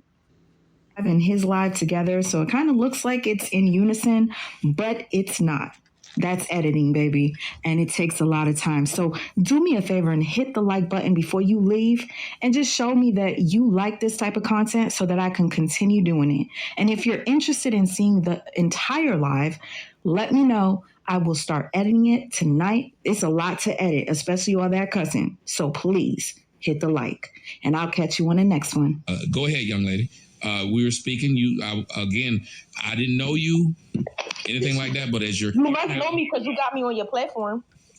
I don't know anybody that I've talked about plenty. So why am I on your platform? Same way Trump was on my platform. Yes. Oh, that's nice. That's nice. But why you want to hear clout chasing? You told me I'm clout chasing, but you have my video. I didn't tell you were clout chasing. You said I was. Ma'am, you said I was. That is a lie. Yes, you did. You said I was. Are we going to get on here and lie? Okay. Tommy, ma'am, I need you to be honest, because I'm gonna be honest with you. I don't tell no lies. You're not trying to. You're trying to overtalk me. Lies. You're just saying things and I'm answering you, and you're trying to just keep repeating yourself. But how am I a clout chaser though? Okay, listen. I said these words because everybody watched it. I don't know you. You put stuff out. It's the same reason why you have College Kid or whatever his name is. The same reason why you have Media Takeout. The same reason you have all these places. You're not stupid. People talk about what's in the public eye. Your so-called father is in the public eye.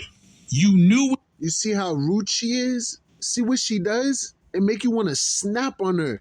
That's why Tommy was calm until she started being disrespectful. So while he had her muted, this is what she was really doing behind the scene. Sweet Mom put this together so we can see it like this.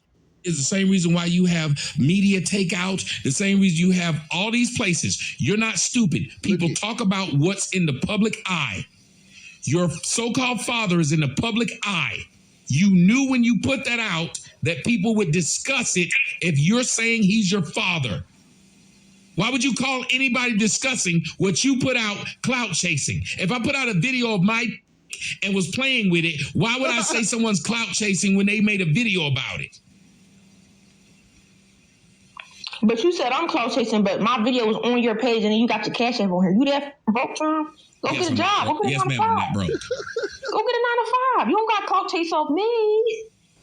You know, you making me more big. You getting me more traction, me more views. You know that, right? I'm actually not. Okay, so then you're clout chasing off of me by your own logic. Not at all. So then you're making me more big. Is my video not on your platform, Tommy? Yes, like anybody else's. Exactly. Jesus Christ. Ma'am, I didn't have your Twitter. No, ma'am. I did not have your Twitter or your Instagram. So no one knew you. You had a following. That's the difference. No one knew. You didn't have your Twitter or your Instagram, ma'am. So you weren't gaining a thing off of it. Tommy, do you not have me on your platform? Yes or no? Just answer the question. Ma'am, nothing led to you. Answer the question. You know you're on it, dummy. Answer the question. You know what, ma'am? If you can't talk like an adult, leave me alone. You just called me a dummy, but you a grown-ass man. Because you keep repeating your stupid self, saying, do I have you on my show? You're a boy. You're a female. Yes, I'm a female, but you can leave me alone.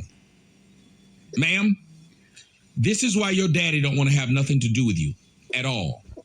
Why would any man want to talk to someone this stupid? Look at it. You said I have you on my show. That's how you found me. That is not something that's a question.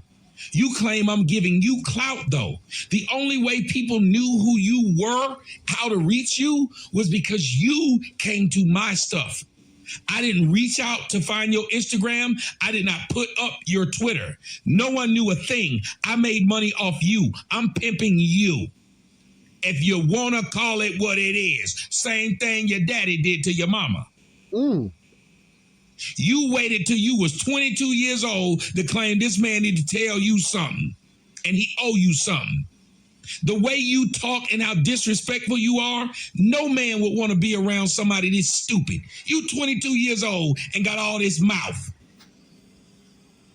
He's right. And she's making her own video while she's on video with him. She thinks she's sleek. Smart to her mean being sleek, like a subtle snake in the field, the old serpent. She's recording herself on her own video. That's why we're able to put them beside each other, these two videos together. Well, Sweet Mom did, to show you what she was doing while he had her on mute, and what she was doing on her phone while he muted her. So this is Tommy speaking right now while she's mute. We're not gonna see the what she's saying while she's mute on here. You came to my show to keep talking stupid. You're not even trying to, and some of them girls, the people who know you, and you saw other people tell you the way that you're handling this is wrong. And you still won't listen. It's other women told you. All right, you guys y'all. signed your waivers. You're all set. You founded your... We're going to leave it right here. I hope you guys enjoyed the video. Hit like and subscribe, share. I'll see you on the next video. Peace, love, and light. Shalom.